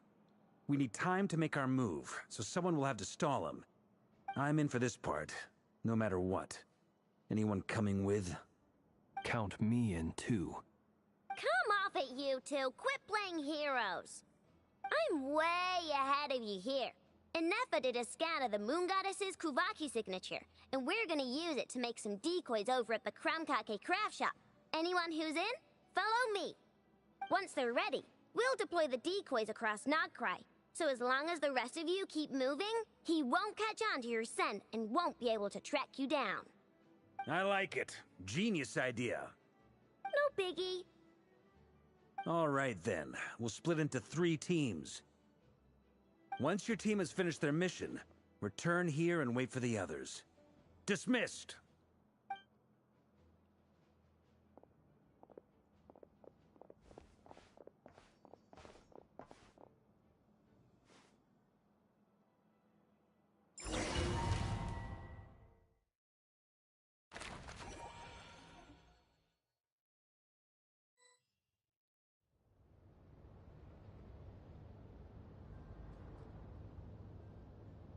Lady Damselette. Wait. And you two? What are you doing at the Kuvaki Experimental Design Bureau? We've been doing our best to mind our own business lately. But if you're just gonna waltz up here like this, you're seriously pressing your luck. Don't blame us for doing what we have to. Huh! You really think that's gonna scare us off? We're not looking for any trouble. I just want to see Zandrone. Do I need to remind you that you're still a wanted fugitive for deserting us? Out of consideration for our former ties and the crisis we're all up against, we'll let you leave in one piece. But don't even think about trying to get inside. Let them in.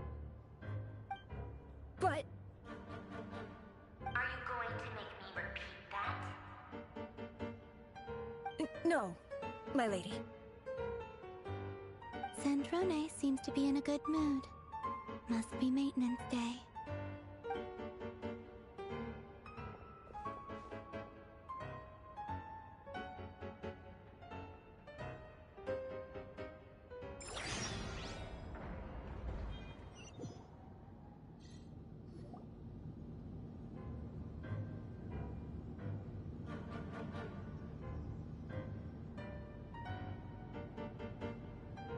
So tell me, to what do I owe the honor this time?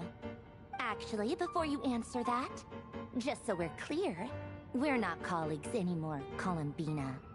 I don't owe you anything. I promise it's nothing big. It seems like you've gotten the wrong idea here. The only reason I let you in was because I was bored. It seemed like a way to kill some time and satisfy my own curiosity. Whatever miscalculations I may or may not have made in the past, I haven't lost the plot enough to even consider sticking my neck out for your sakes. I'd like to speak with Arlecchino. What? Huh? You mean the knave? I'd like to speak with Arlecchino. Is she in Nodcry? No, she's not. Once the work on this facility was completed, she went back with the Rooster and Regrator. The only ones in Nodcry are me and... What is it you need to speak to her about anyway? Rerir is hunting me. If I'm going to face him, I must first retrieve the lost moon.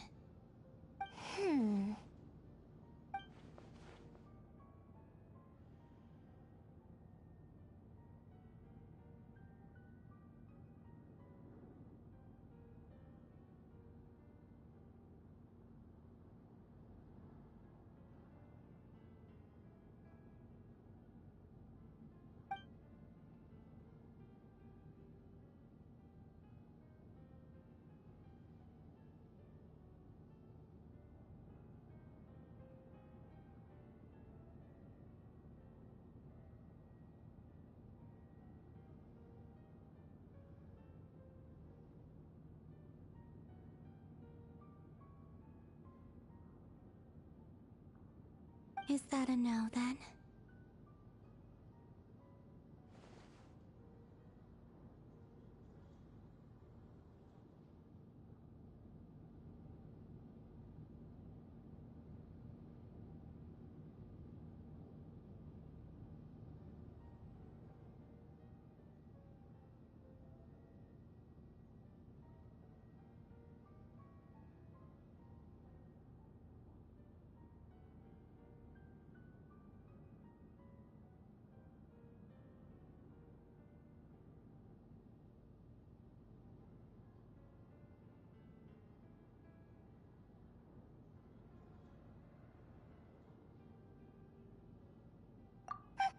As if I need reminding. I was this close to settling things with him before someone decided to whisk me away to their weird little garden. Have you held any tea parties lately? Tea parties? Yeah, obviously. You don't seriously think we'd pack it all in just because you aren't here. If anything, they've been more eventful than ever. Just me, Arlecchino, and a bunch of insolent, insensitive guests who won't stop asking where you've gone. Oh, they've been a real joy.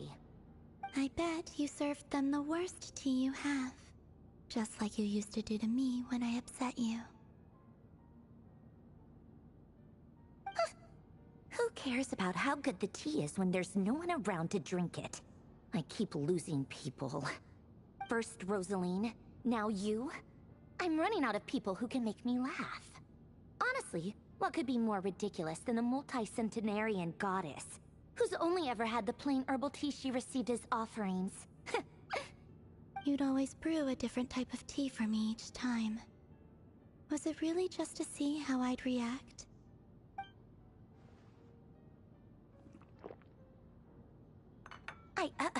Well, duh. Why else? Watching you squirm was practically my only form of entertainment.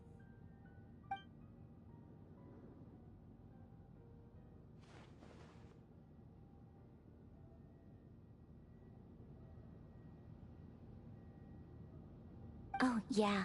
And Capitano sometimes used to bring Tartaglia around, too. But I guess we won't be seeing him again. Well, I guess we are overdue for a get-together. Polonia! Have Fevronia pass a message to Arlecchino for me. It's time for tea, will suffice. Pass along a message for me, too, if you would. My body cannot contain the marrow of 2 moons, so I'll be leaving one of them in her care. Excuse me? Who said you were on the guest list? If my tea meant that much to you, maybe quitting the Fatui wasn't your brightest move. Back when you were under the Tsaritsa's protection, no one would have dared come at you so openly. But that protection didn't come for free. In fact, I paid dearly for it. At the end of the day, it was just another transaction. I just got tired, that's all. I never wanted any part in their grand ambitions, and I've had enough of being treated like a bottomless supply of power.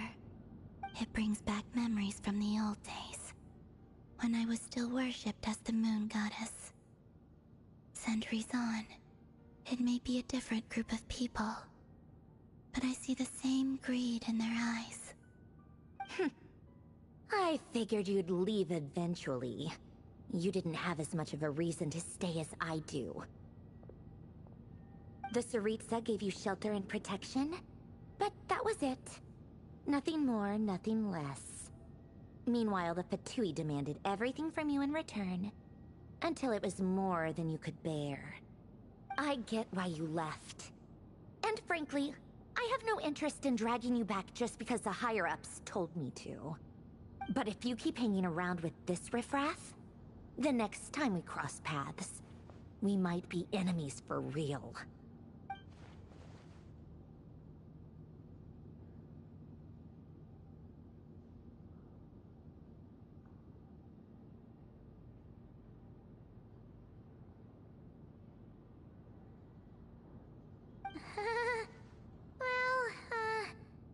Guess that's our cue to leave.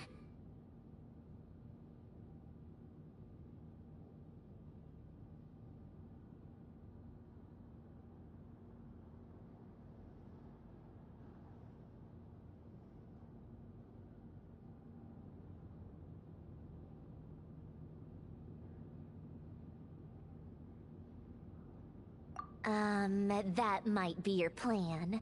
But it sounds like someone else wants you to stay a little longer. Huh? What do you mean? Listen.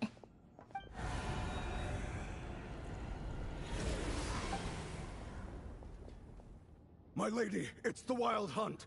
A horde of monsters is headed straight for the facility. Another uninvited guest trying to crash my tea party. Clear the area. I'll handle this. Wait, what? You want us to leave you here by yourself? Huh. You'll be lucky to make it out of this alive. You really think you can afford to worry about me? Go on, get out of here. You may have stopped Polonia from crushing him last time, but I've made sure that won't happen again. The entire Experimental Design Bureau is rigged for war. Stay and watch if you want, but it'll be at your own risk. Friendlies in a weapon system.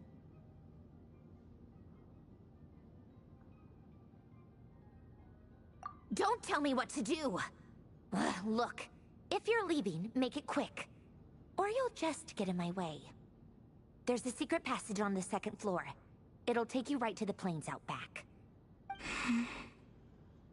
Stare all you want, Columbina. You're not getting another invitation to my tea party. I know. But thank you anyway, Sandrone. This is exactly why you shouldn't hang around with those people. All their melodrama and sentimental nonsense is rubbing off on you.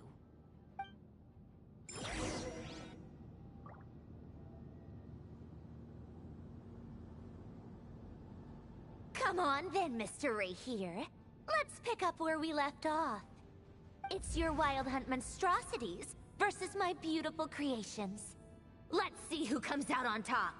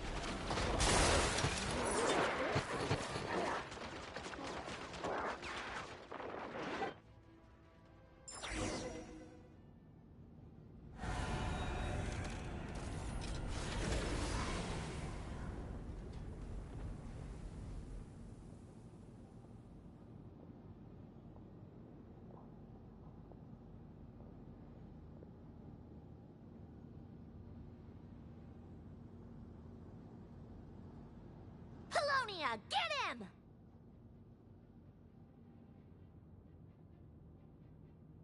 I've upgraded Colonia again since our last encounter, and uploaded every last scrap of your data. So let's finish this, once and for...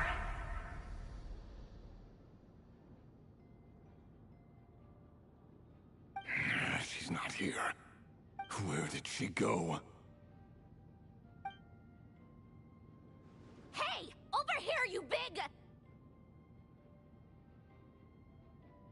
Curse it, Moon. Go. Keep searching. She cannot have gotten far.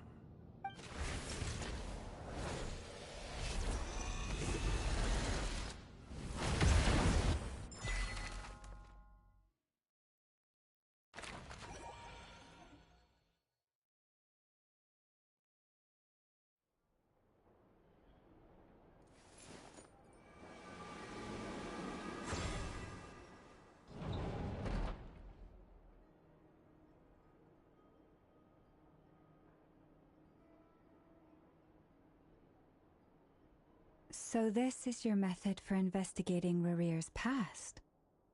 It almost looks like some kind of ceremony. Good deduction. But it's quite a different affair from what you're used to with the Frostmoon Scions. Whoa! First time I've ever been in here. Boss always said it was off limits, so I pictured some kind of creepy dungeon. But it's actually kinda nice. Oh, I guess this must be Sumero decor? That's where Boss is from. And that nice shopkeeper who sold me my treasure compass.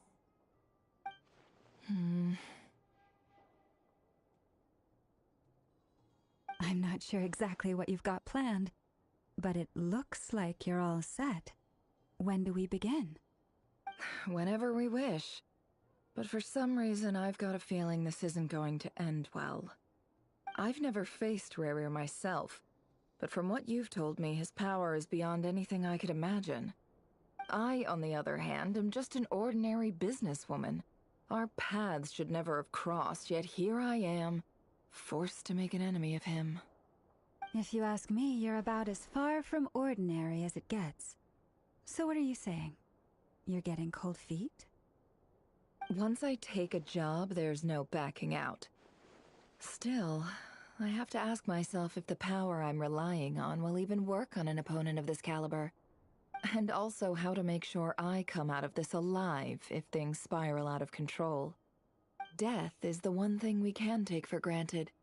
It is the great equalizer, however fortunate or unfortunate we may otherwise be. So it's important to consider how to spend what lifespan we have left. Come on, boss. Lighten up. Quit talking about death. It's bad luck. For once, I agree with you. When you're up against a foe like Rarir, there's no such thing as being too prepared. Is there anything I can do to help? That won't be necessary. I've already made up my mind. Time to cash in a precious favor I've been saving for a rainy day. Yehoda, I need you to find someone for me. The sooner the better. Eh? Find who? That shady merchant who sold you an overpriced treasure compass the other day. Come on, boss. You're pulling my leg again. In what way is she shady? She showed up when I was completely lost and sold me a neat little gadget that was exactly what I needed. Trust me, she's a good person. Anyway, I know who you're talking about. Don't go anywhere. I'll be right back.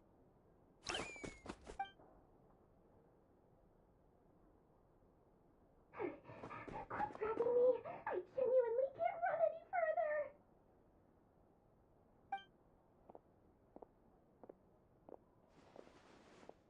Hey, aren't you... What is it? What's the big rush? You dragged me out of a dream where I was literally swimming in Mora. I'm charging double my usual attendance fee. See, look how easygoing she is. After that rude awakening, she could have completely snapped at us. But instead, she kept it together and just asked for an extra fee. Dori Sangama Bay? I never would have pictured you two doing business together. If you want to make it big in Nodcry, it's all about connections. Lady Nefer just so happens to have a lot of intel that interests me. And she also did me a big favor in the past. It was back when I first arrived in Nodcry. My trusty assistant, the genie in my lamp, had an adverse reaction to the Kuvaki and fainted. And wouldn't you know it, that's when I suddenly find myself in a life-or-death situation. Good thing my compatriot was there to swoop in and save the day. I've been giving her a 30% discount off all of my goods ever since. Now, so that no one here feels left out, I'm willing to extend a 20% discount to fellow friends of Boss Nefer. Plus, any other friends you send my way will enjoy 10% off. What can I say? The great Lord Sangama Bay is nothing if not generous. So, let me guess. You've run into some trouble. I've got everything you could possibly need, and the more you buy, the more you'll save. You guessed correctly. What have you got in the way of survival gear? The one type of gear I've never been short on. What are you looking for? A jetpack fresh from the Academia's labs? An ancient suit of armor dredged up from the bottom of the sea? At the very least, I need to know what kind of opponent you're dealing with here. If even you're worried about staying alive, it must be pretty serious. What if I told you it's someone with the power to bring a nation to its knees? Is that so? Then we really are talking top-shelf treasures. I don't have anything like that in stock right now. I'll have to ask my supplier. Your supplier? A powerful woman, make no mistake. I can't reveal her identity, but luckily for you, I hear she's planning to visit Nodcry in the near future. If you're willing to wait, I can ask her when she's here. Can't say exactly how long that'll be, though. Then, let me put it another way. What would you do if you encountered an enemy like that? Roll over and serve yourself up on a silver platter? Of course not! I have a handy little trinket from one of my generous suppliers, which... Hold on. What exactly are you getting at? No, no! This is for my personal use only! Let's just say I'm borrowing it, all right? Just for insurance purposes. You'll get it back later. Favors are the worst kind of debt to owe, and now you've got a chance to repay one. A win-win situation, don't you think? Fine. You can borrow it for 5 days. No, make that 3. And for every extra hour after that, I'm charging you 1,000,000 mora. Deal? Deal.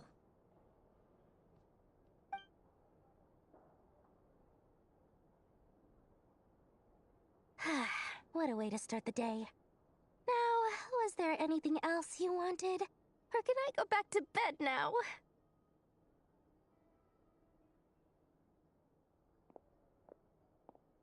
That will be all. Take care now. Don't trip up on your way back, friend. See you later! You're my favorite shopkeeper.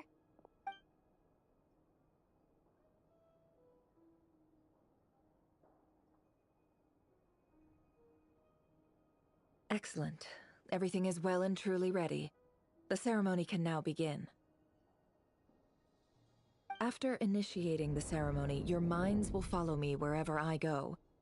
You will see many strange things in your mind's eye. So remember, don't be frightened, and don't make a sound. Now then, let us peer into the Raker of Solnari's past.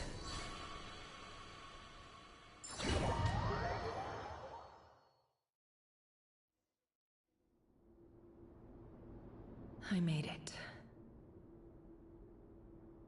I don't recognize this style of architecture.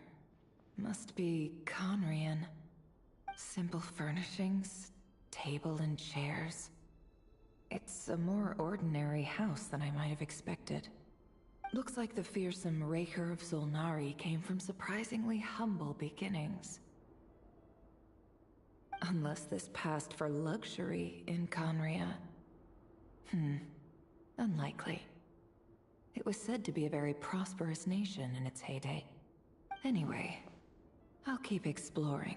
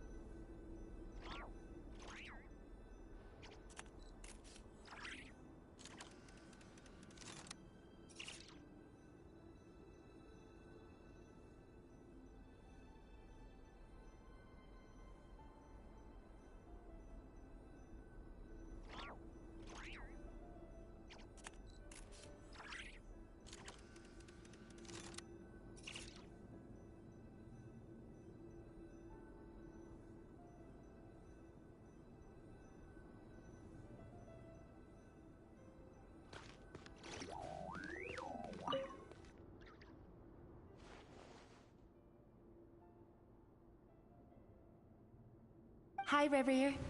Since you're working extra hours tonight, I thought I'd keep myself busy by checking out that new kebab shop. I've heard good things about their menu. I'll test it out, and if it's as good as everyone's saying, let's go back together sometime. P.S. New stash from the Universitas Magistrorum. I brought some goodies home. A few teacups and a pin rack. Hope you like them. They didn't sign their name. But they must have been close. Sounds like they were living together.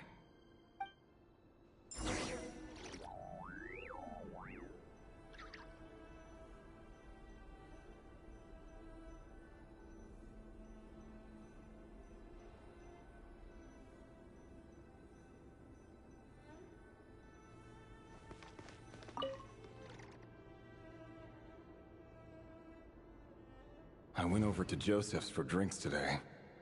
They have a fine collection, but I went alone.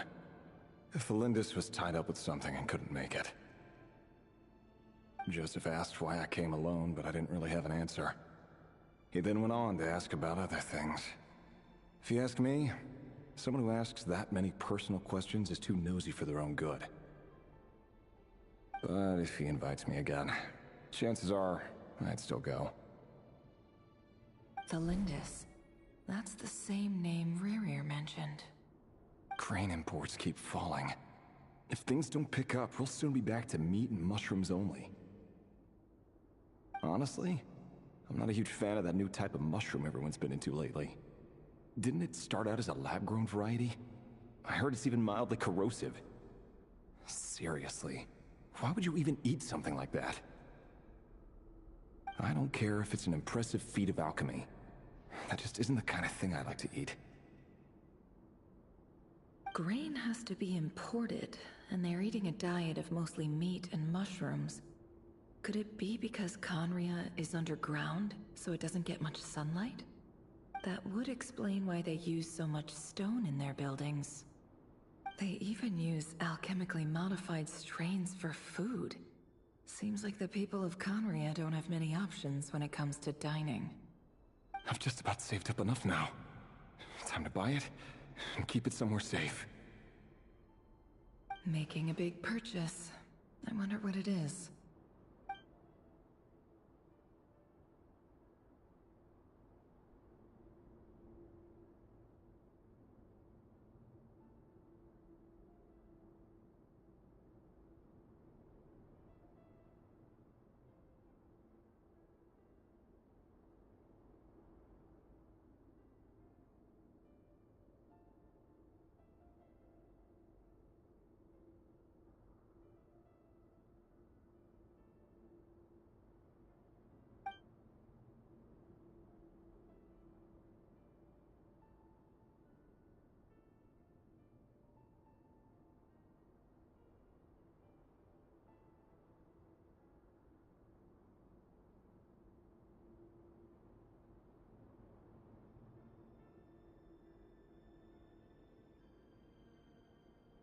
He really is a professional.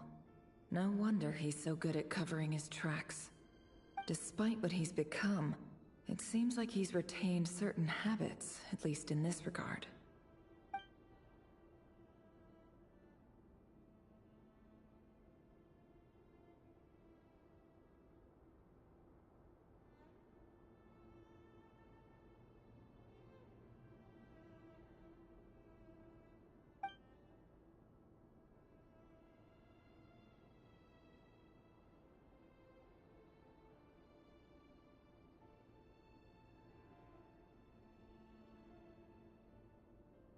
Did Rerir rip it out himself?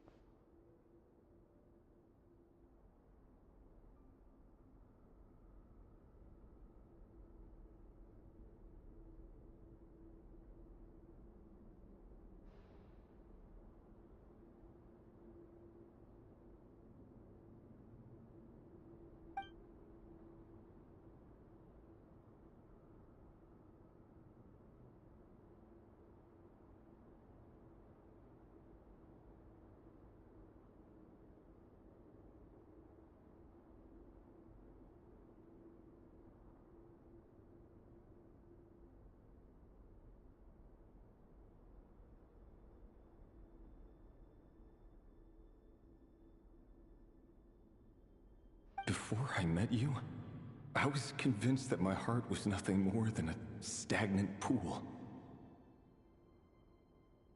The burial place of a fallen moon. A withered, windless grove where the waters rested forever unrippled. It was you who helped me see that my heart hadn't entirely withered away. That it could still beat to the rhythm of love. This is just trivial sentimentality from the looks of it. Why would he go to the trouble of hiding that? The burial place of a fallen moon.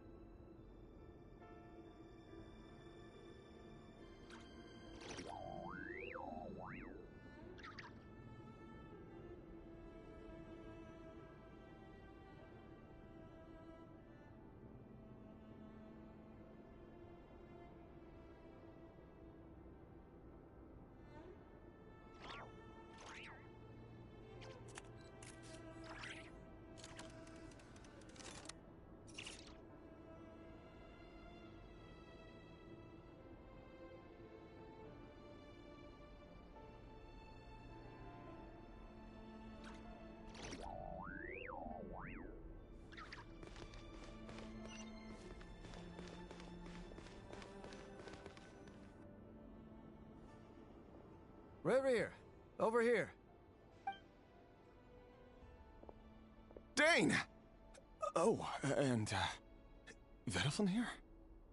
What a surprise to see you here, sir. Hello there, Reverie. You need not address me so formally outside of court. He doesn't get that much free time, so I invited him over for a drink. Even the court prophet deserves a break every now and then, right? Well, I'm flattered. So, what are we discussing today? Hey, don't look at me. As far as I see it, we don't need an excuse to have a few drinks. Come on, don't give us that. Didn't you say you were about to pop the big question? How's that coming along? Who'd have thought the great Twilight Sword was an even greater gossip? I just didn't expect you to be the first one to settle down and get married, that's all. Yeah. If you told me that a few years ago, I wouldn't have believed you either. So, are you planning to come clean about your job then? I'm guessing you still haven't told her. Sure, I'll have to tell her at some point. But I'll need to pick the right time and place. To be honest, I have no idea how she'll take it. Come on, stop being such a pessimist. For all you know, she could be thrilled. I bet she'll be much more impressed by your actual job than the one she thinks you're doing now. A member of the King's Guard. Quite the cover story. Does the king himself even know?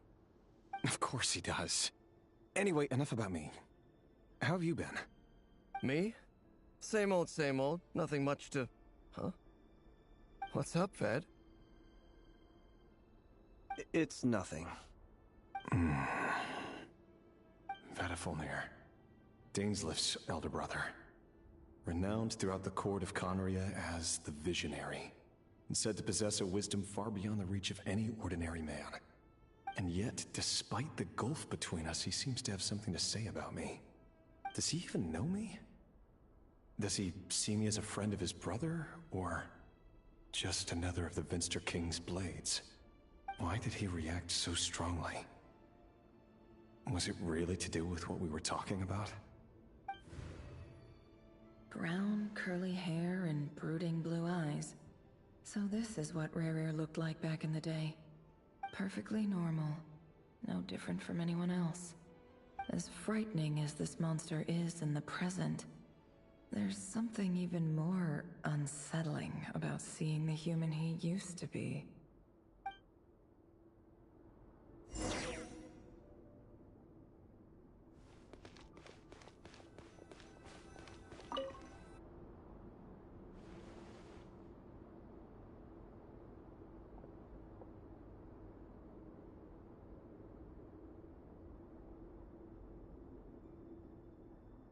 Felindis? You're back early? Our equipment's being serviced today, so I got off earlier than usual. How's your day been? Aw, why the long face? Is something the matter?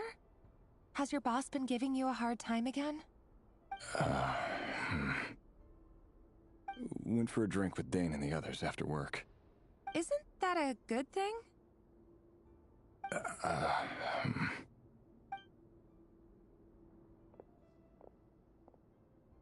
Vediflin showed up today, too.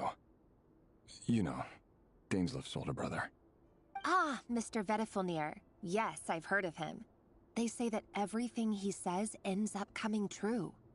He overheard Daneslif mention that I'd recently proposed, and seemed to have an issue with it. But when I asked what it was, he kept it to himself. So, you're worried?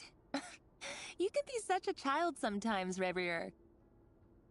We're nobodies. Why would the Visionary be concerned about us? I'm sure someone in his position has much bigger fish to fry. Maybe you're right. You worry too much, Reverie. We've been together for ages now, and everything's been going so well, has it not? You've even proposed to me. So, you do remember. Tell me then. What's your answer? Like I said, I need some time to decide. You can't just rush into things like this. We may be nobodies in the grand scheme of things, but if we want things to work out, we've still got to plan ahead. All right. Take your time. Just don't keep me waiting forever. Nobodies. Sounds about right. In the eyes of people like Vedalfnir and Dainsleif, what do we matter? Can someone whose gaze is so fixed on a far-flung future even see the present clearly? Besides, the dynasty's fate rests with the king and his inner circle. Whatever I do, it won't make much difference.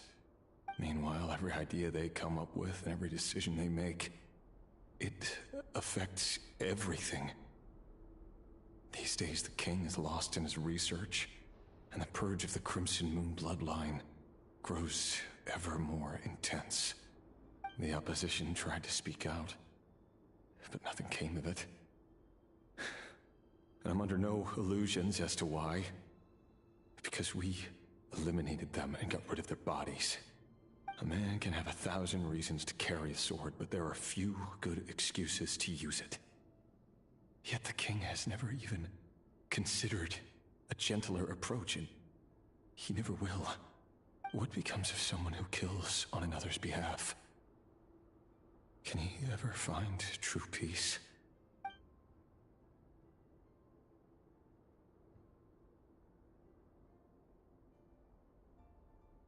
Thelindis?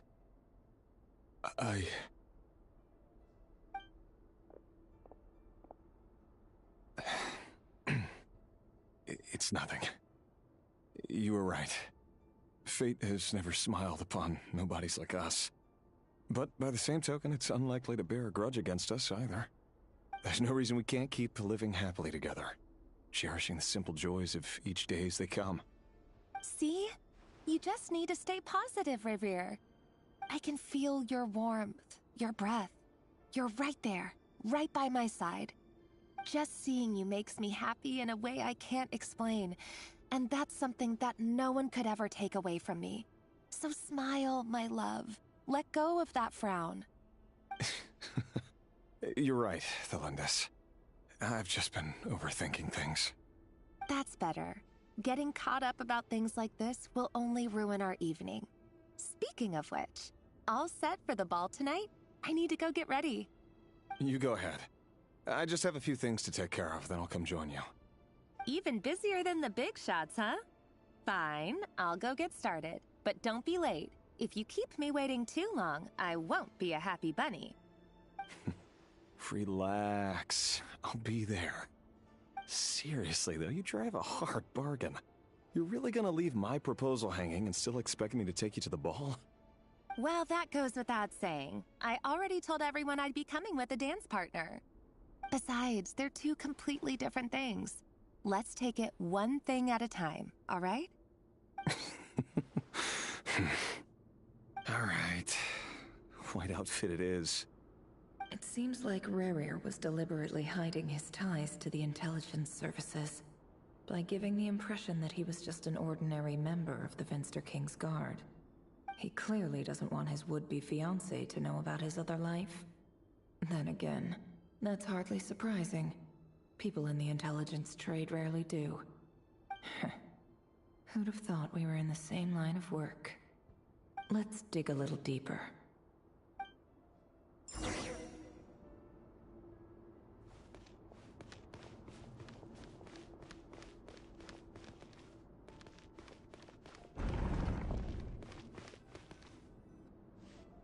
Our last operation was a resounding success, and all thanks to you, Rehir of Solnari. In total, we apprehended 32 dregs of the Crimson Moon, and 67 accomplices. After all these years since the dynasty's fall, so many of them still linger on. Indeed, it cannot be denied. Yet it was destiny that the Crimson Moon should be overcome by the eclipse, and that His Majesty, the all-seeing Vinster King, now guides our nation on the path to prosperity. Conria has no further need for a dead moon. But alas, there will always be those who refuse to see the truth, choosing instead to romanticize the past. That's not entirely true. Much about the Crimson Moon era was worthy of remembrance. And that's exactly why they keep trying to see it restored. Many of its secrets remain unsolved to this day. As it happens, that's precisely the field of study my partner is devoted to. You still haven't told her what you really do for a living. Where would I even start? How do you tell someone that you're one of the king's hand-picked executioners? That your hands are steeped in blood? You didn't choose this life, any more than I did. Orphans like us don't get a say. But I'll sure as heck be the one to pay for it. Speaking of which, we need to be more rigorous in the way we identify direct descendants of the Crimson Moon. Someone, it seems, has strong opinions about my future plans. Most likely my marriage in particular. I have a feeling that we may soon become targets of the Crimson Moon's retribution. Your concerns are not unfounded. They've taken out many of our colleagues these past few years, and for that very reason. These are no helpless lambs we're leading to the slaughter. They're wolves in sheep's clothing. Take care, Rehir of Solnari. I look forward to toasting you at your wedding. Thanks, Thorkel. You look after yourself, too.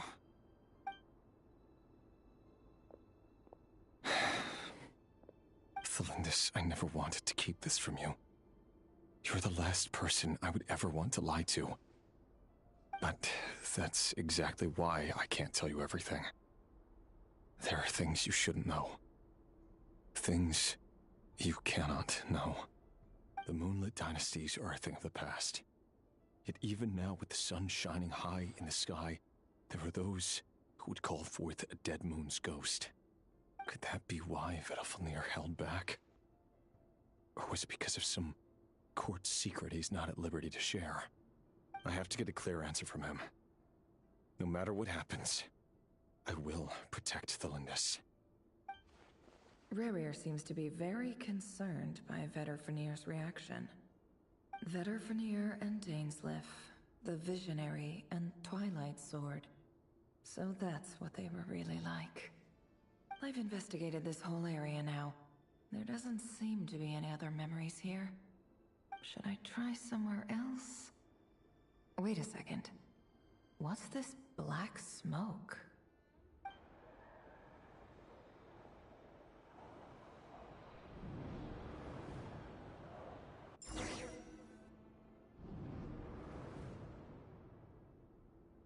So, he's late after all. Just you wait, Rehir. You're in for it. Big time. Are you waiting for someone, ma'am? Could I tempt you into buying some flowers? Oh, sure. Pick me out a pretty bunch if you would. Thank you. But I'm afraid none of them are as pretty as you. For someone so young, you sure have a way with words, don't you? I'm only telling the truth. Look me in the eyes. You'll see I'm not lying. May we have a word in private? Who are you? And what do you want? It doesn't matter who I am. Too many of our kind have fallen lately, so I decided to take the risk of reaching out. Not long ago, the Rehir of Solnari led an assault on one of our strongholds. We suffered many casualties, and many who came to our aid lost their lives as well. Sorry, I don't know why you're telling me this. And I don't want to get involved. Wait, hear me out. This time we finally got a clear look at his face and learned his true identity. His name is Rehir, and he claims to be one of the King's Guards. What did you say? A cruel irony, isn't it? The man you're set to marry leads a double life as a brutal executioner. But surely, you must have caught a whiff of the blood on his hands. Why are you telling me all of this now? Simple. It's because... How strange. Rehir was nowhere to be seen in that memory. It clearly belonged to Thelindis. Rehir couldn't possibly know what happened if he wasn't even there. Why would her memories appear in his fragment? The ceremony won't last much longer. I think it's time to call it a day.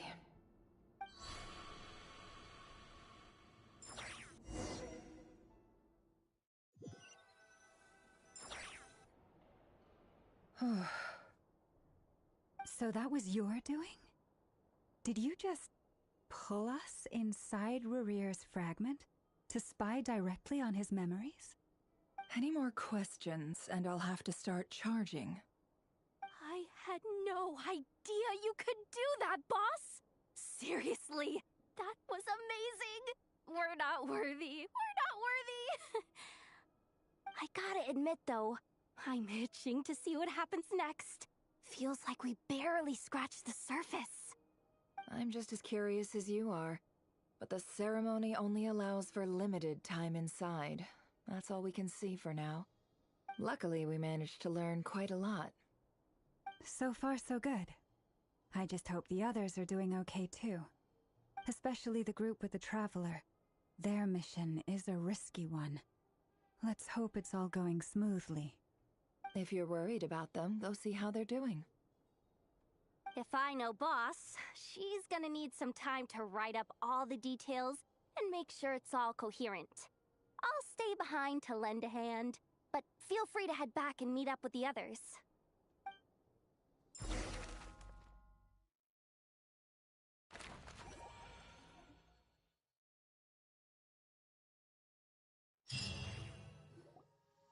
Oh, they've been prowling around for nearly 2 days now. These things just won't quit. Oh, they might not have seen us yet, but them constantly sweeping the area, our way out is completely blocked.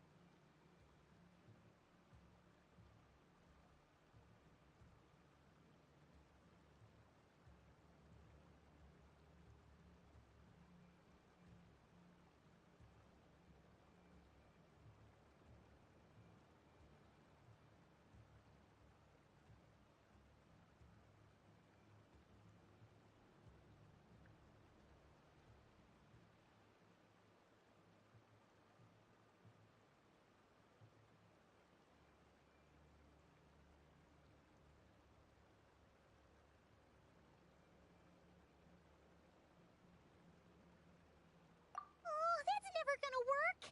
One little slip up and it's game over. If they spot us, they'll run straight back to Rear. And once he knows we're here, it won't be long before he's breathing down our necks again.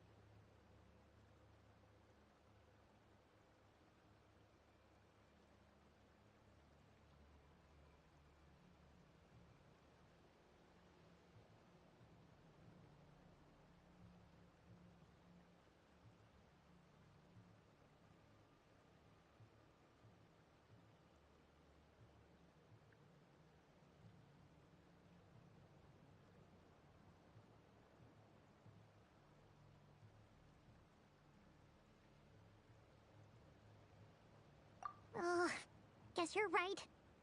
All right, time to zip it.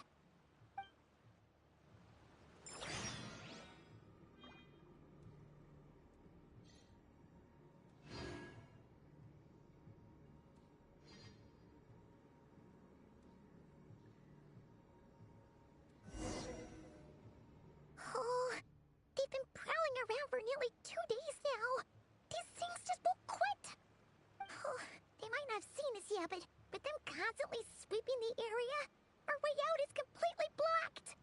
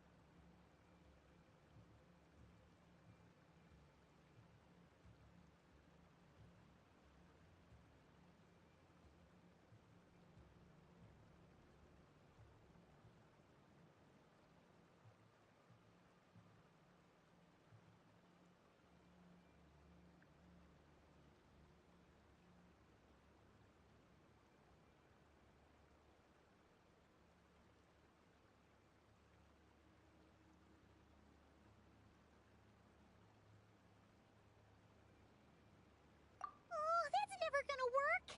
One little slip up and it's... If they spot us, they'll run straight... Ugh.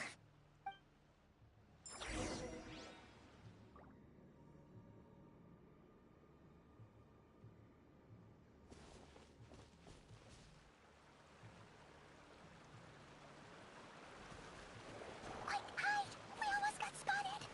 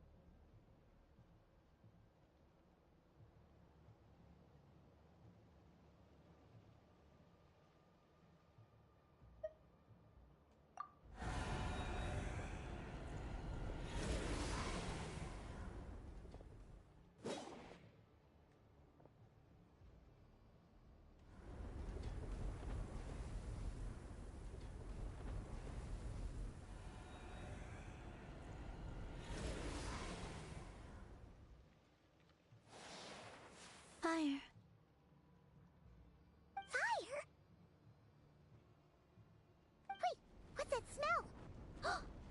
Oh no! There's a fire!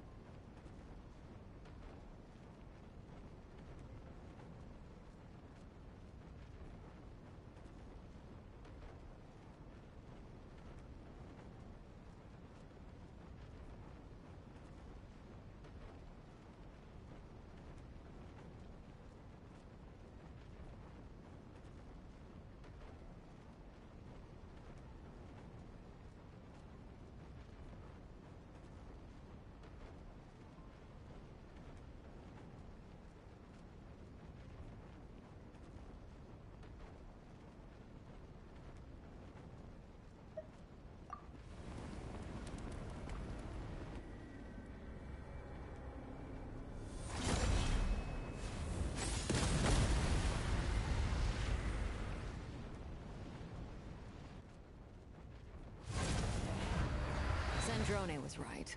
You look weak, Columbina. The old you would never have let such lowly creatures bar your way. Word has it that you did something for the Tsaritsa, and that's why you've lost most of your power. Freedom comes at a heavy price, doesn't it? It's Arlecchino! You came! Hello again, Columbina. And greetings, guests of the House of the Hearth. It's been a while, Arlecchino.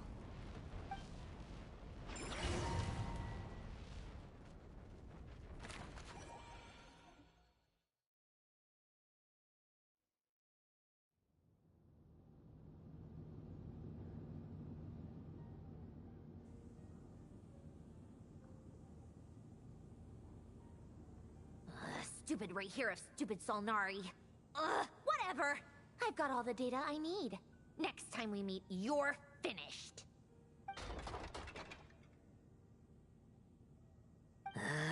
He sure doesn't pull his punches. Excuse me, do you need a hand? You can do me a favor by staying out of my way. Can't you see I'm busy? Wait a minute. I recognize that voice. Hello, Miss Sandrone. Father sent us over to help. Huh.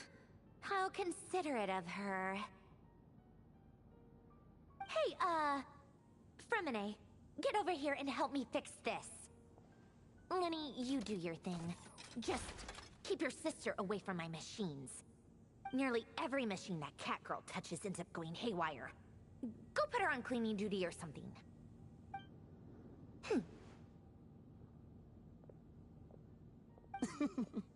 Then let's start downstairs. Fremine, we'll leave this place to you. You've got it. Wait a second. Pretty sure there's still some tea in the cupboard. If you want some, you'll have to make it yourselves.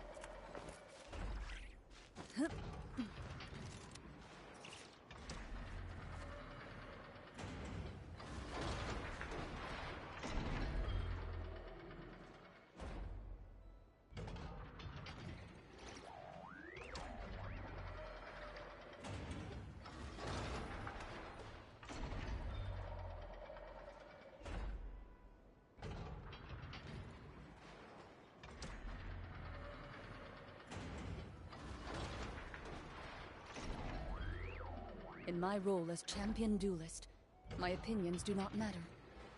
For when I draw my blade, I am but an instrument of Fontaine's law.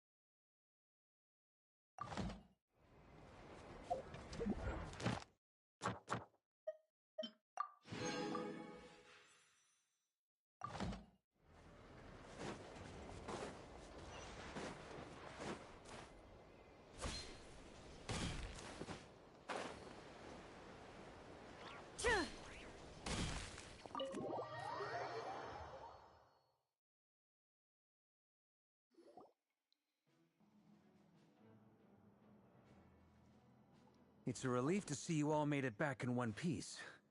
Huh? Feels like there's quite a few people missing. Where's Flint's and the others? And what about Nefer? I returned ahead of them. Flint is helping Ino and Anefa to set up the decoys and buy us some time. As for Miss Nefer... Boss is still wrapping things up on her end. She sent us back to fill you all in on the top secret intel we've been gathering. I see. Then let's get right into it. But first, who do we have here? You brought someone else in to help? Greetings. I was invited here to help as a longtime Tea Party companion of Columbina's. You may call me Arlecchino. Surely it can't be. Those eyes. Oh, where have I seen them before? Wait, of course. In those memories we just saw. The only Arlecchino I know is the fourth of the Fatui Harbingers. So either you share a pretty uncommon name, or you're more than just a Tea Party buddy. You're well informed, Grandmaster. A man from Mondstadt living all the way out here in Nodcry, and yet the people and affairs of Snezhnaya seem to hold a special place in your heart. Oh, the feeling's mutual. Sounds like you know all about who I am, too. A Fatui Harbinger. The atmosphere in here just got really tense. Guess we can't just start trusting Fatui Harbingers, even at a time like this. I must admit, though, I'm a little curious. Seeing as the Moon Goddess no longer belongs to the Fatui, what makes you so willing to put your neck on the line here? Nor does Nodcry belong to Mondstadt, Mr. Varka. Yet still, you're fighting for it all the same. Things don't always have to have a tangible payoff. Sometimes, stopping things from spiraling out of control is a higher priority than chasing the spoils of victory. Of course, I can't say there's nothing in it for me at all. But that's between Columbina and myself.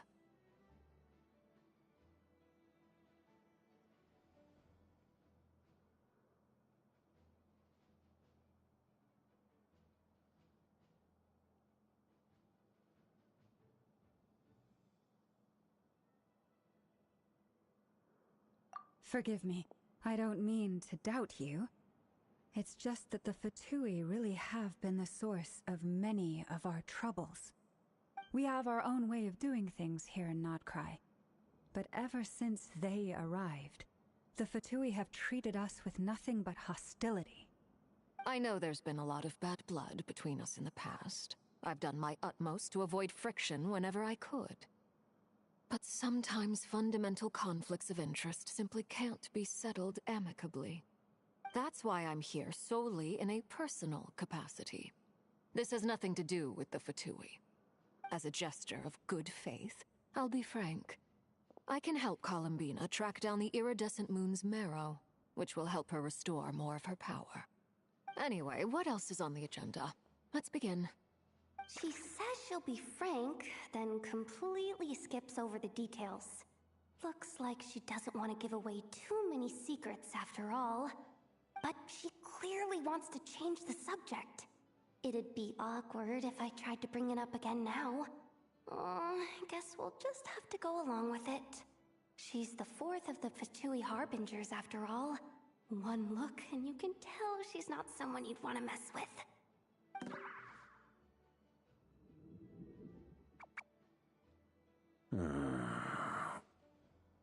Well, since Miss Arlecchino sounds confident in her ability to handle that, we'll proceed to the next topic.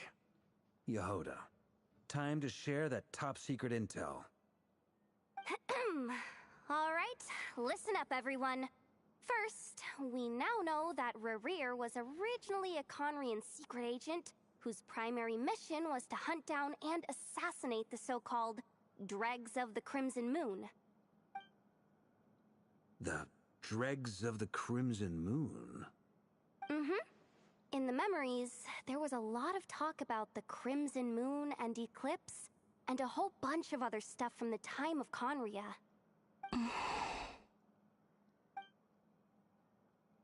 To my knowledge, those were the names of two different Conrian dynasties. Long, long ago, it is said that the people of Conria worshipped the Crimson Moon, drawing a mysterious power from its reflection. But one day, a coup saw the Crimson Moon eclipsed, hence the name of the new dynasty that replaced it, and how it became the new emblem of Conria. Still, long after the Crimson Moon dynasty had fallen, the last ruler of the Eclipse dynasty, the Vinster King, still coveted the secrets it left behind. So, he sent the Rehir of Solnari to secretly hunt down the Crimson Moon's few remaining followers. In those days, Rerir showed no signs of madness.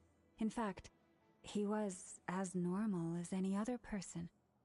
Oh, and he had a fiancé, or at least a would-be fiancé, called Tholindis.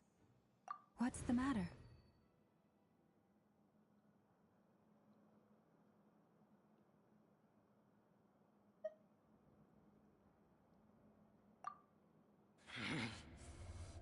Verfnir, Granddaughter, Flinders,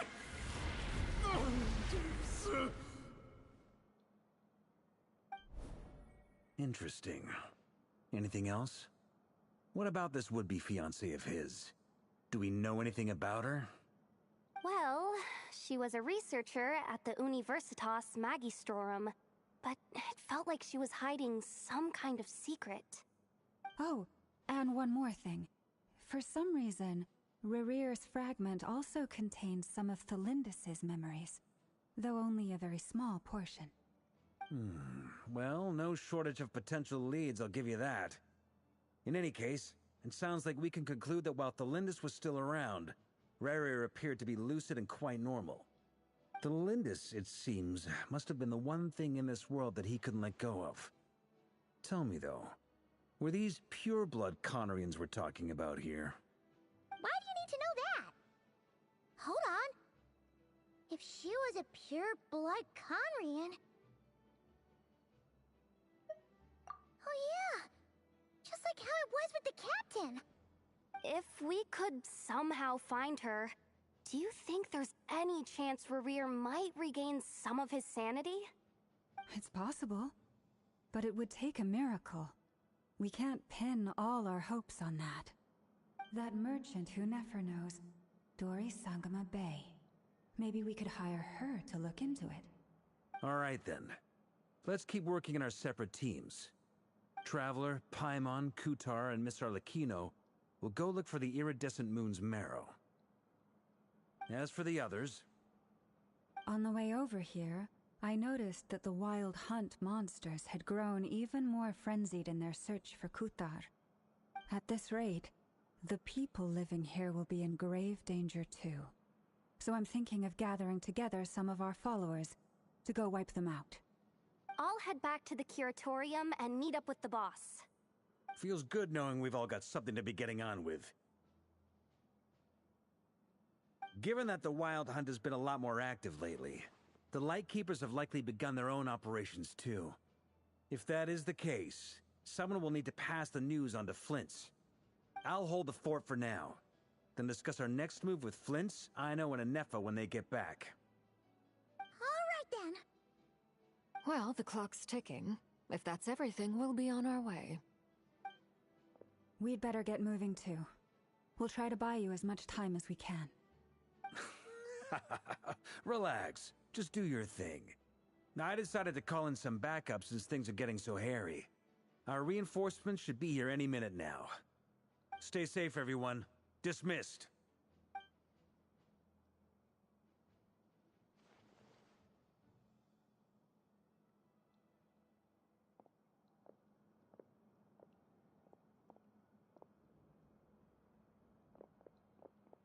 We're back. Did we get here a little early? Or a little late? A tad late. The others have already set off. To summarize, our resident moon goddess has found us a new ally, and Boss Nefer has uncovered some promising info. Everything going smoothly on your end? Not great. I don't know how long we can stall them for. The decoys are getting taken out way faster than we imagined. I'm gonna make some more later, but I need a timeout first. I'm so tired right now. Oh, right! Inefa, could you fill in Uncle Varka on what we just discussed with Flint's? Sure. Uncle Varka, you previously told us about how when you went to investigate a source of the Wild Hunt in Amsvartnir, you discovered that it was just a diversion. But according to Flint's intel, several outbreaks of the Wild Hunt had already occurred in Nodcry in the period leading up to that. That was before Rerir had regained his body, when he was far from regaining his full strength. In other words, in theory at least, he still lacked the means to act in two places at once. Flint's, with everything that's been happening, the Lightkeepers across Nodcry are rallying to fight back against the Wild Hunt. They're gonna need your help. I know, I'm sure you're capable of coming up with something far more effective than decoys. But for now, you should stay here and get some rest. Anefa and I will head back over to Amsvartnir to see if there's anything I missed. I told you Uncle Varka would say that, didn't I? A deal's a deal. Not a word about my snack intake for the next week. Database updated. Reliability of Ino's predictions increased. What does that mean? They were betting on how you'd respond after hearing their intel. It's the obvious choice, isn't it? That's hardly worth betting on. We already decided that Anefa should go investigate the situation over at Amsvartnir on her own. You might as well stay here and keep watch. Someone needs to hang back and oversee our strategy meetings. And besides, you still haven't fully recovered from ambushing Rerir. So I've ended up with the easiest assignment. Well, I appreciate it, everyone. See you when you get back.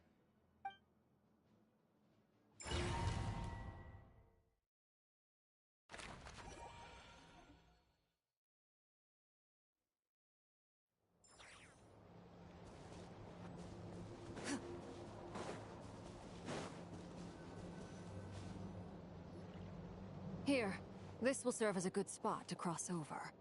Arlecchino, hold up a second. Since you brought us all this way, would you mind telling us what you've got planned?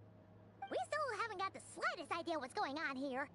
And if even Columbina doesn't know where the iridescent moon's marrow is, how do you? Simple. Because I am an inheritor of the royal bloodline of the Crimson Moon. And one of the last surviving embers of the Two Worlds' flames. Huh? Are you serious? As in, you're a descendant of that Crimson Moon dynasty we were just talking about? The one from ancient Conria? Your surprise is understandable. I was also taken aback when I first learned of it. But the more I thought about it, the more I realized the signs had been there all along. When I was young, I discovered I could wield a very special kind of fire. It coursed like blood through my veins, and smoldered away inside my nerves. What's more, whenever I experienced strong bursts of emotion or drew too deeply on this power, it was like some kind of presence within the fire would begin to gnaw away at me, consuming me from the inside out. Exactly. That is why my hands are like this, too. At first, I saw it only as a curse, but once I became a harbinger, the Jester apprised me of the truth. Together with my own investigations, over the past few years, there are several things that I have gradually come to understand. For instance, take the so-called Crimson Moon. In truth, it is nothing more than the shattered remnants of the iridescent moon, fused with the abyss to prolong its lifespan. Since this blood flame was bestowed upon me by the Crimson Moon, it is a fusion of the iridescent moon's former power and the corruption of the abyss. You all understand the nature of the abyss well enough. I draw upon its power, and in return, it hungers for my soul. This strange blackness is the mark of corruption it has left behind. If I recall correctly, you once told me that if the corruption ever made it to your heart, you'd become a completely different person. Yes, and that's the reason I'm always careful not to push my power too far. It's essentially a never-ending tug-of-war. Oh, sounds intense. Anyway, the rest of my story can wait. Is there anything else about the Crimson Moon or the Iridescent Moon that you're unclear about?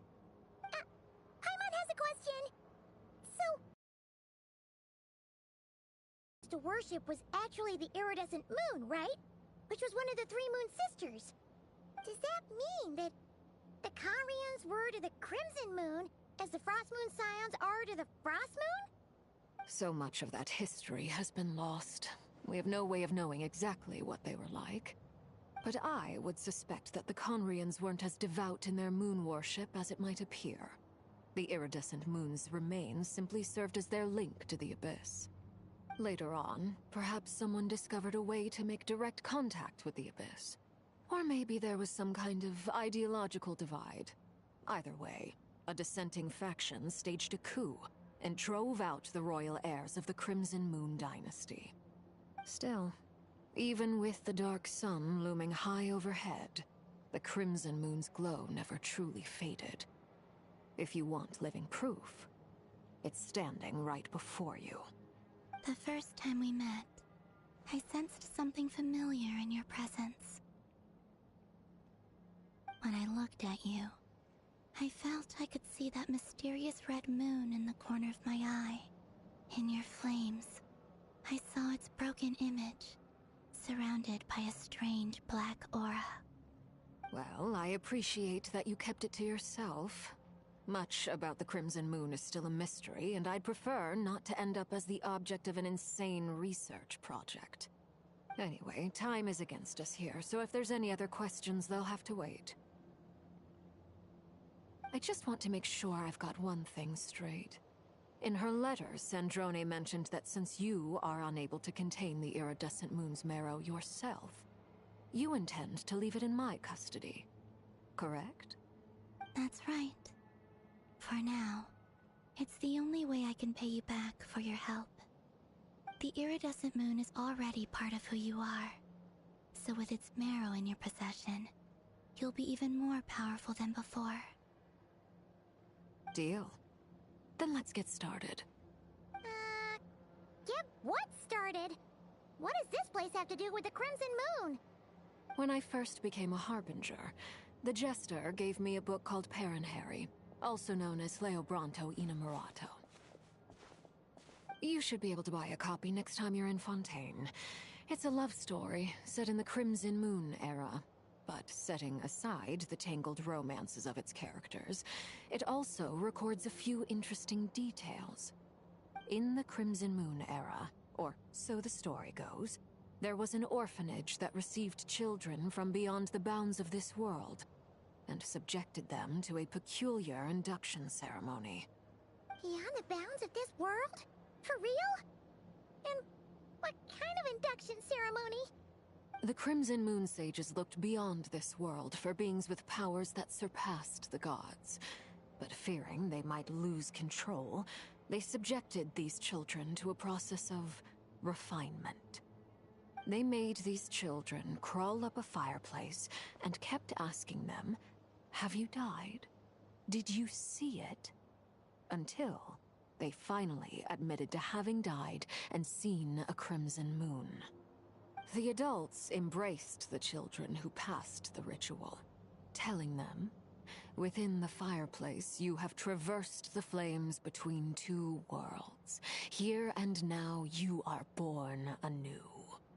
The book leaves much unsaid, but I suspect that this was their way of branding the children they had enrolled, leaving an indelible mark upon them so that they would forever live in the Crimson Moon's light. That explains why I can't sense the Crimson Moon's marrow in this world. It makes sense that it would be sealed in a special space that can only be accessed temporarily through some kind of ritual. But there's no fireplace here. Do you see a chimney anywhere? Oh, are we supposed to build it ourselves? Okay, fine. Paimon will go find some bricks. That won't be necessary. The fireplace is purely symbolic. The key to the ritual is crossing the flames between two worlds. In other words, the flames that burn within me. Those burned away by such flames leave behind a kind of ghostly afterimage in the world. In the days of Conria, people believed they could be used to bridge the gap between the two worlds of life and death. In short, I can open a passage to that space for you. That's the easy part. The catch is I'll need to stay on this side to keep the passage open, so I won't be able to come with you. Once you're inside, you'll have to find your own way.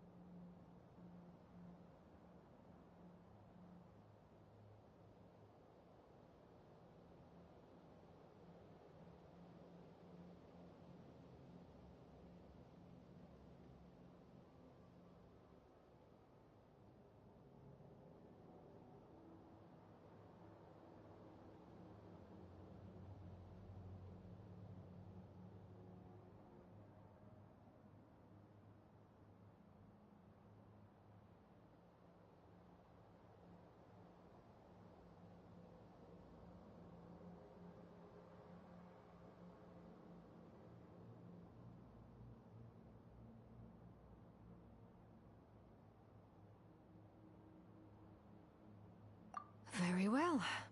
Then I'll open it up. Traveler, spare me a little more moonlight if you would. I may need it.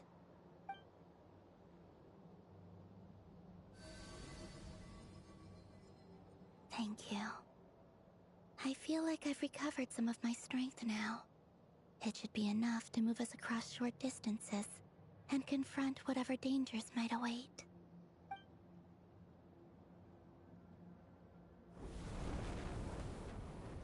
Mistress of the 7 hues of ages past, Great Mother of the present, crimson-clad sovereign of the 2 realms. By fire severed, by fire renewed. I offer myself now, and beseech your descent.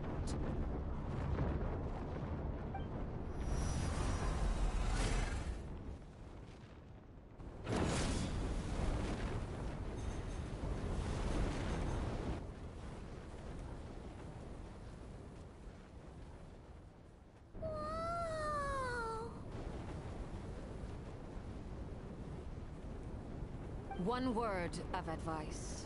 As you're crossing over, no matter what voices you hear, do not answer. Got it. I sense a sinister gloom inside, but also the familiar light of the moon. I feel that I am about to meet an old friend who has changed beyond all recognition. All right, let's go.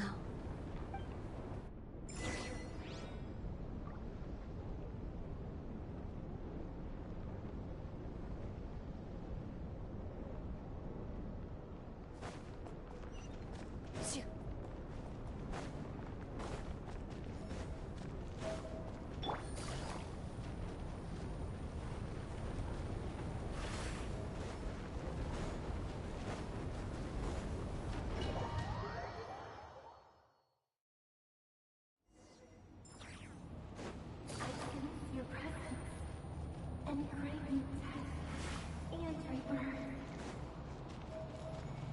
Wait, why are you? You have crossed over from another world, transcending life itself. I don't know. Hey, look up at the sky! A red moon! This must be the spot, right? Is that the abyss? It's practically filled the entire place.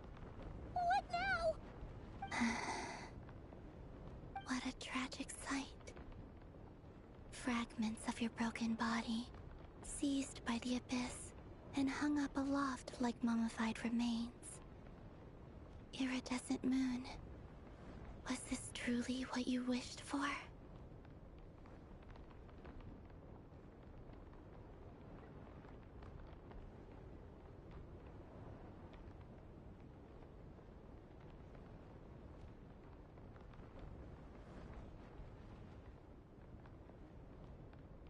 Careful! There's something spooky about this place. Feels like something is lurking in the fog. Haimon's right behind you. Whatever you do, don't run off without her.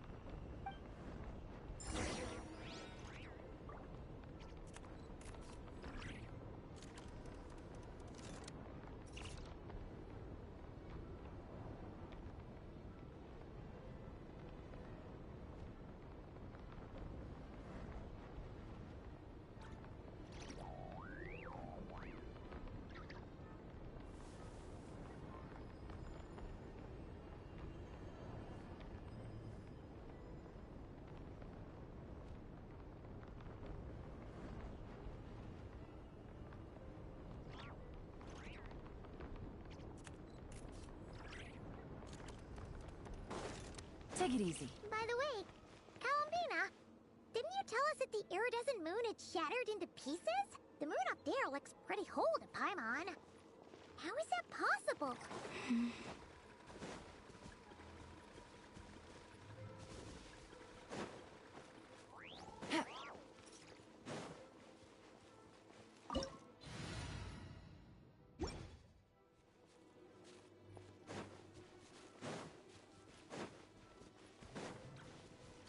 Take it easy.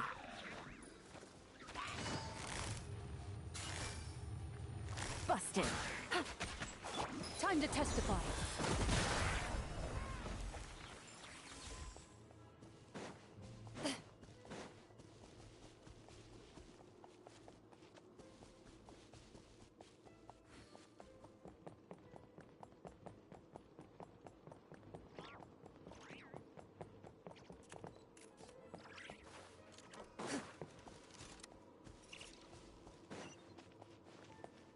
Into the shadows. Just like I thought. It was only a facade.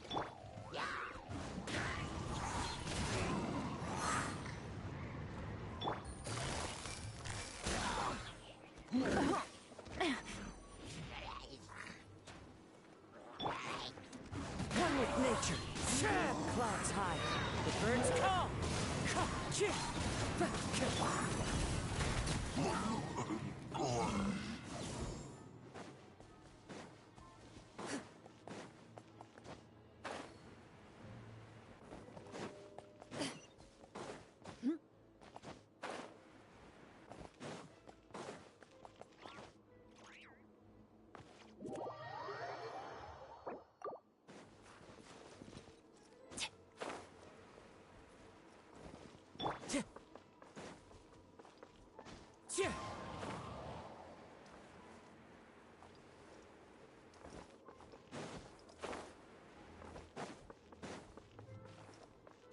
Time to go. Let's light it up! Ready. Enough! You've cleared your name. As one with wind and cloud. I'm going in! Busted. Wind strike. Adventure. Here comes the catch. Gutsy.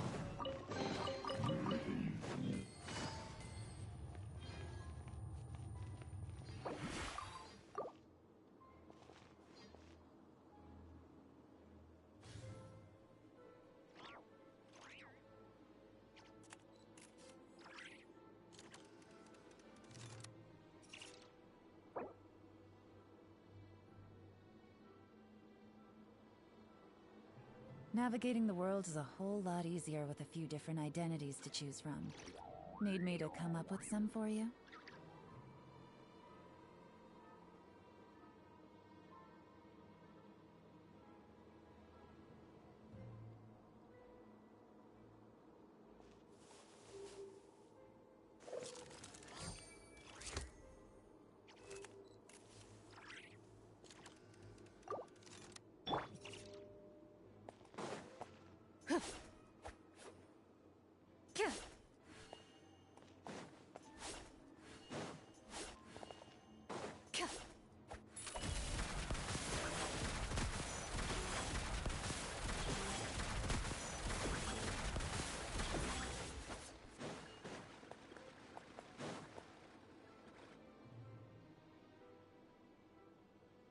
Huh?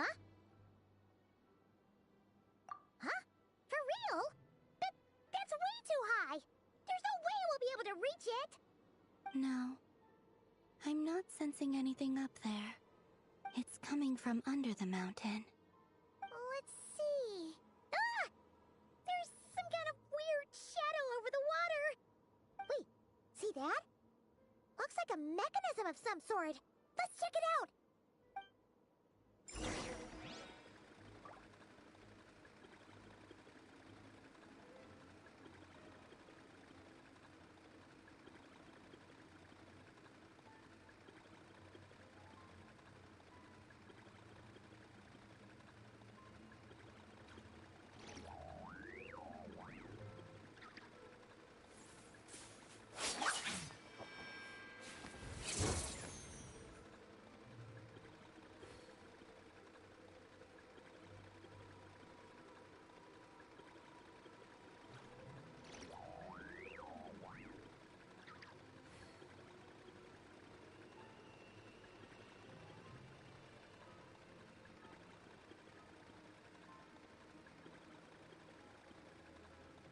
A duel is a battle of wills, and the sword an extension of the duelist's spirit.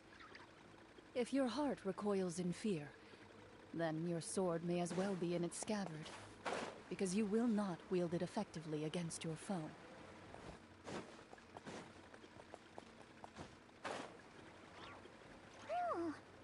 Looks like a device from the time of Kalia. Maybe people once came here to study the Crimson Moon's domain, and they left this behind. Oh, if we can activate it, we might find some clues.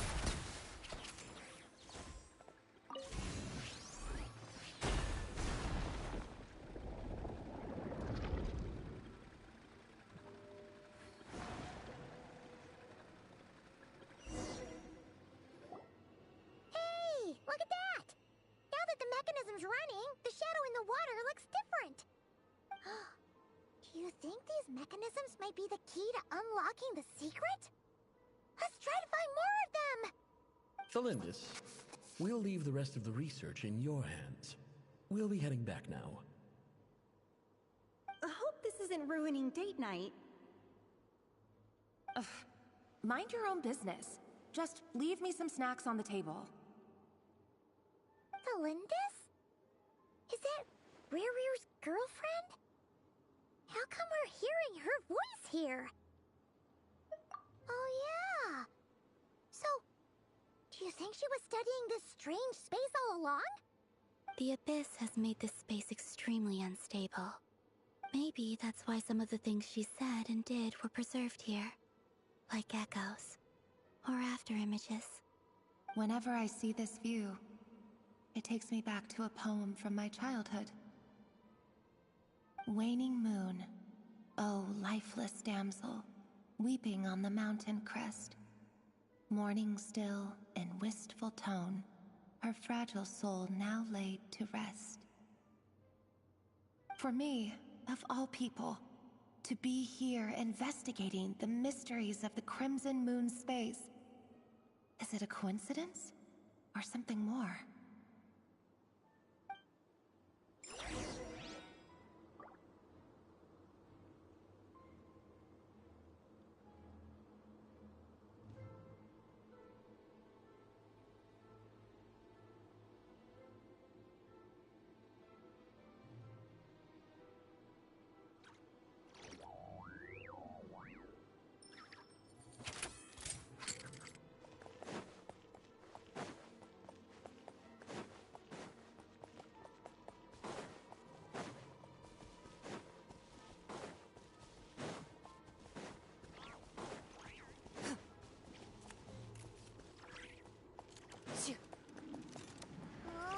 Looks like the Abyss has messed up this mechanism.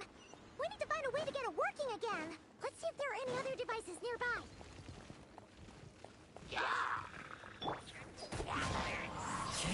Fallen leaves, adorn my... Busted.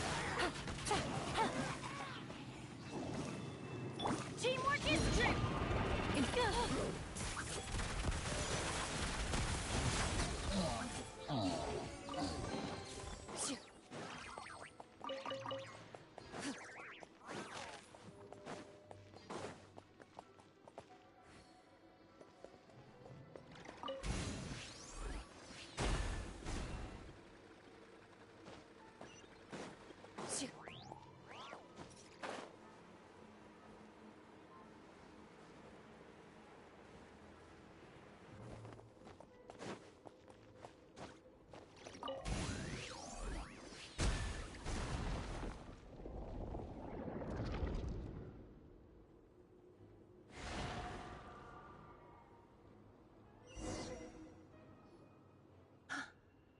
See.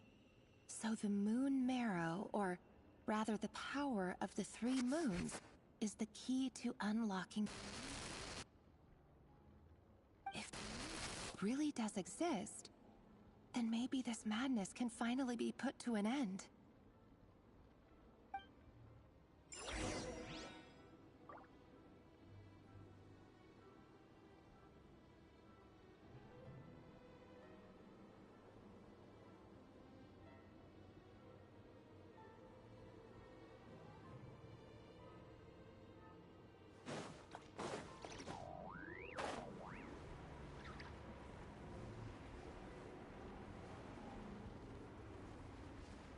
The abyssal energy here is too strong!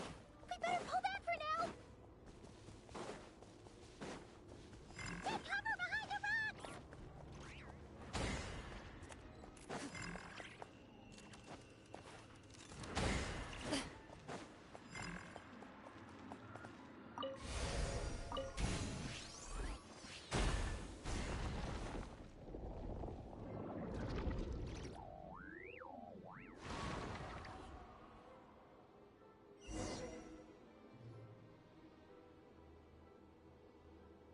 With the Abyss inhibitors in place, I should be able to access the chamber with the Moon Marrow. Oh, Revier, with every step you take, you're drifting further from what you truly desire. But you're not the root of the problem. Ever since that outsider set foot in Conria, the Vinster King has sunken deeper into madness. If only I could get my hands on that outsider.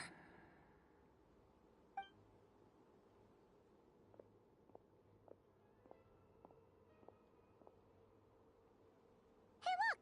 The moon's reflection is back to normal! Elendis' voice mentioned a chamber with the Moon Marrow. Do you think maybe it's hidden in the moon's reflection? It must be.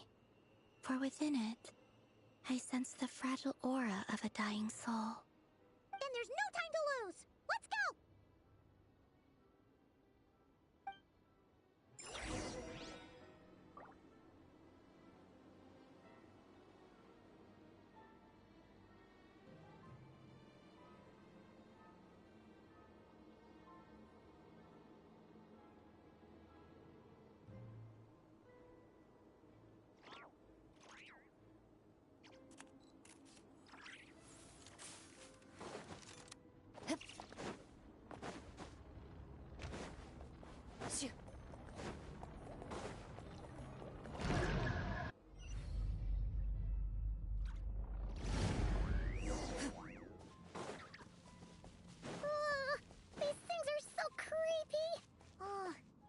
Looks like we'll have to destroy them if we want to get to the iridescent moon's marrow.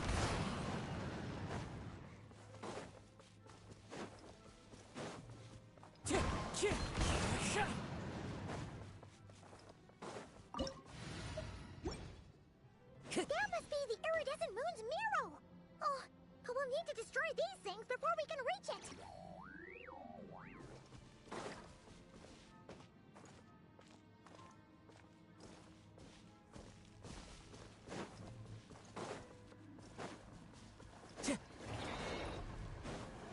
Time to go. One with nature. One with wind and cloud.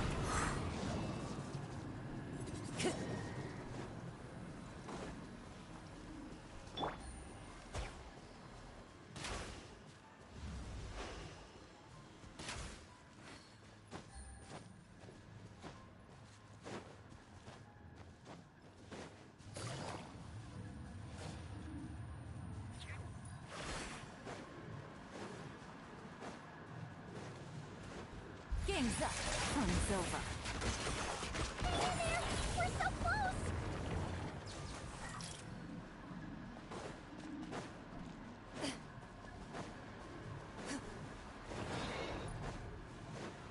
Where evil lurks, shoot on sight!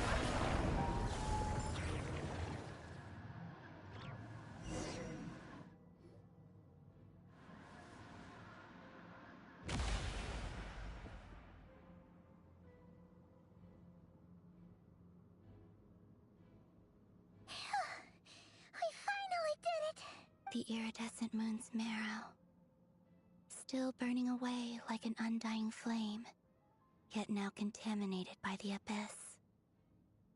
If we can purify the abyssal power within, we should be able to obtain its untainted essence.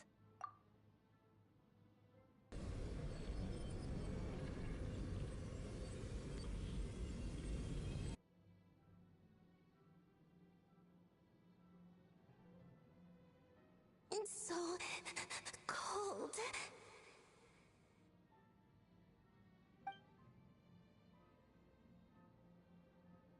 Is it you? Are you here?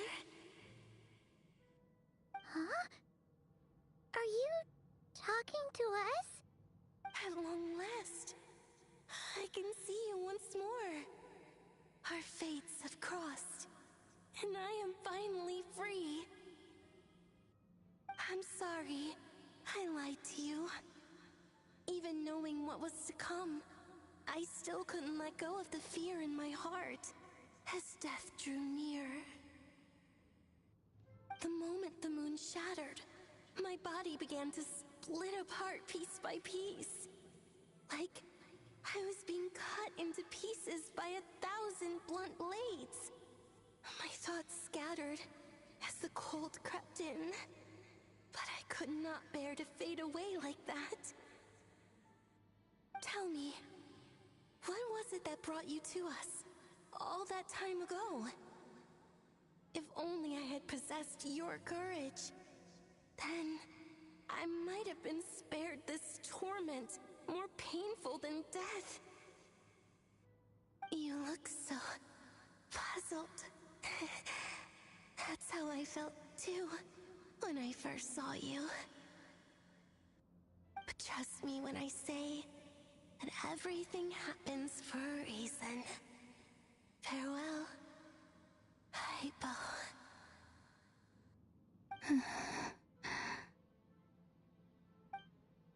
What was that all about? Was that the goddess of the iridescent moon? Oh, it sounded like she was speaking to a long-lost friend. But none of us have ever met her before, right? Perhaps. She took me for the goddess of the frost moon she once knew. For a fading soul like hers, our auras must be too similar to tell apart. But anyway, we've got the iridescent moon's marrow now. That should help you regain your strength, right? Alright. Time to leave this place and meet back up with Arlecchino. Let's go!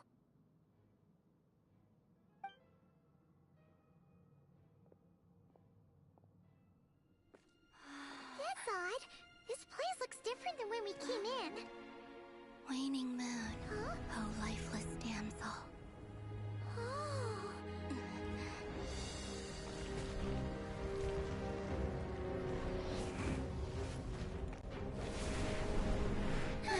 Hurry! The place is collapsing! It wants to trap us here. Who's it? The Abyss? Now we've taken the moon marrow. All that's left here is a dark will. It will show us no mercy.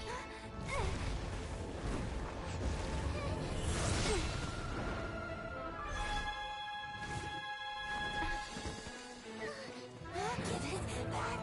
The crimson moons! My marrow! My heart!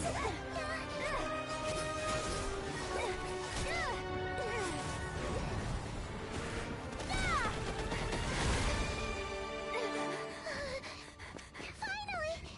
Huh? Oh no! The exit's blocked! They're back! Now what do we do? This is where you fall. Witness my rise. What are you waiting for?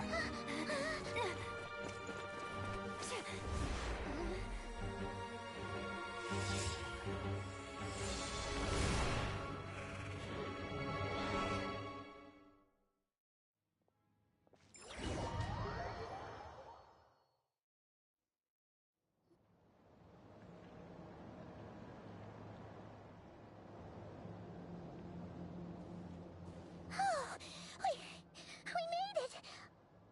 Was that you, Arlecchino? Did you save us? Wait, your hands! They're... Oh, this?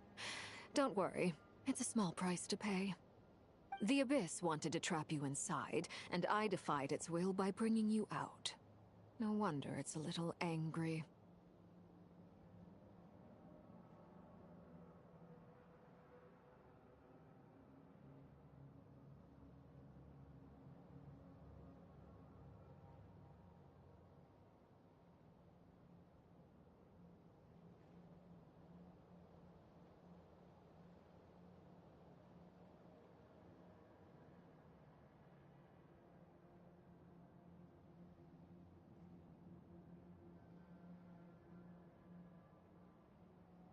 No.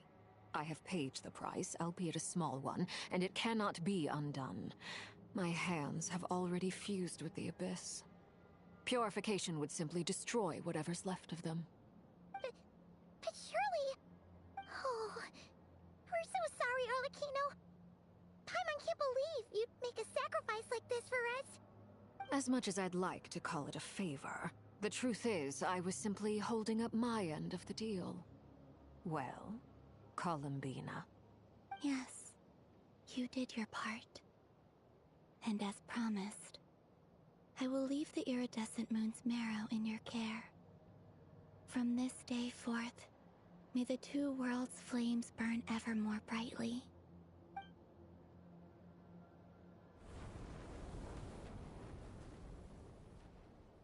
I'll take that as a blessing. Now, Columbina, give me your hand. Accept this moonlight I offer in return.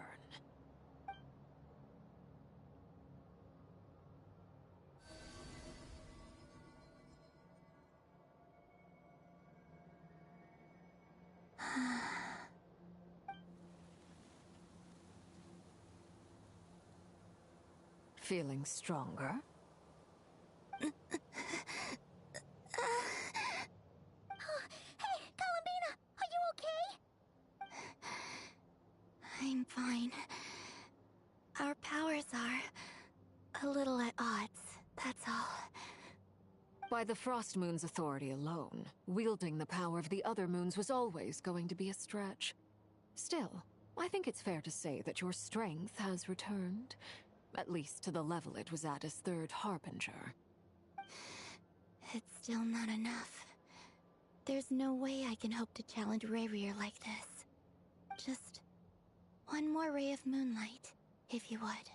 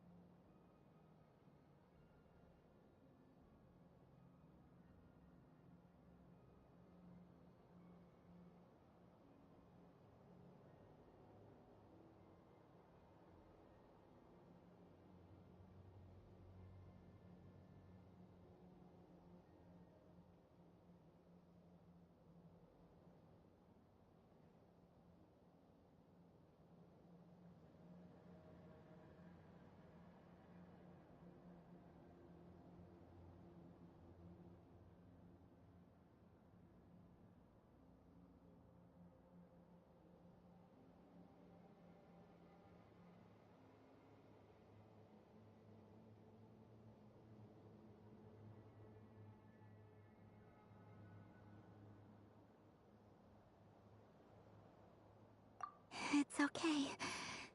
I can take it.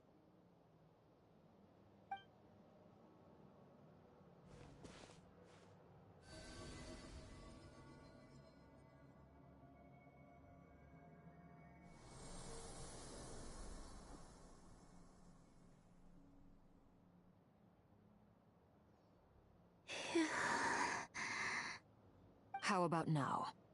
Fighting fit? At the very least, I won't have to stay hidden like before. I want to see him gone from Not Cry. The Rayrir of Solnari and his wild hunt must be sent back where they belong. Well, it's good to have something to aim for. You certainly seem more alive now than you did earlier. When I first met you, you didn't strike me as a ray of moonlight. More like a wisp of fog drifting in from who knows where, ready to scatter at the first sign of a breeze. But now, you're full of vitality. Just like the frost moon, once the brightest of them all. May you keep shining, Columbina. This is who you are. Thank you. Look after yourself too, Arlecchino.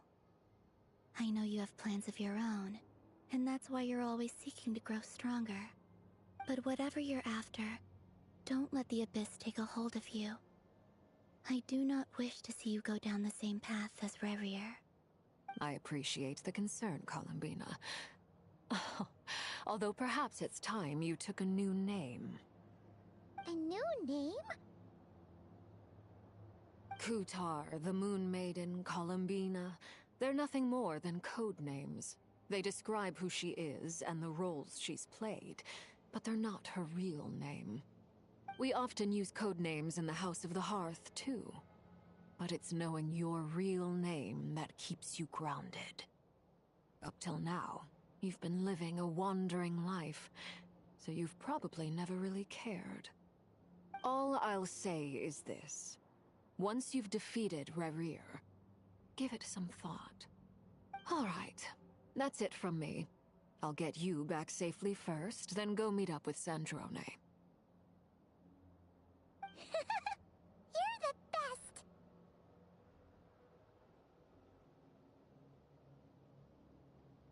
I appreciate the gesture.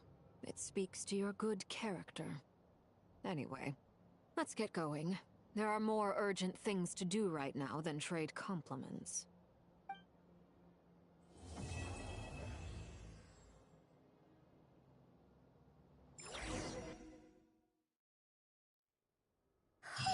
It was a close call, but we got the iridescent moon's marrow and restored Columbina's strength, and that's all that matters. In other words, mission accomplished. Paimon wonders how everyone else is doing.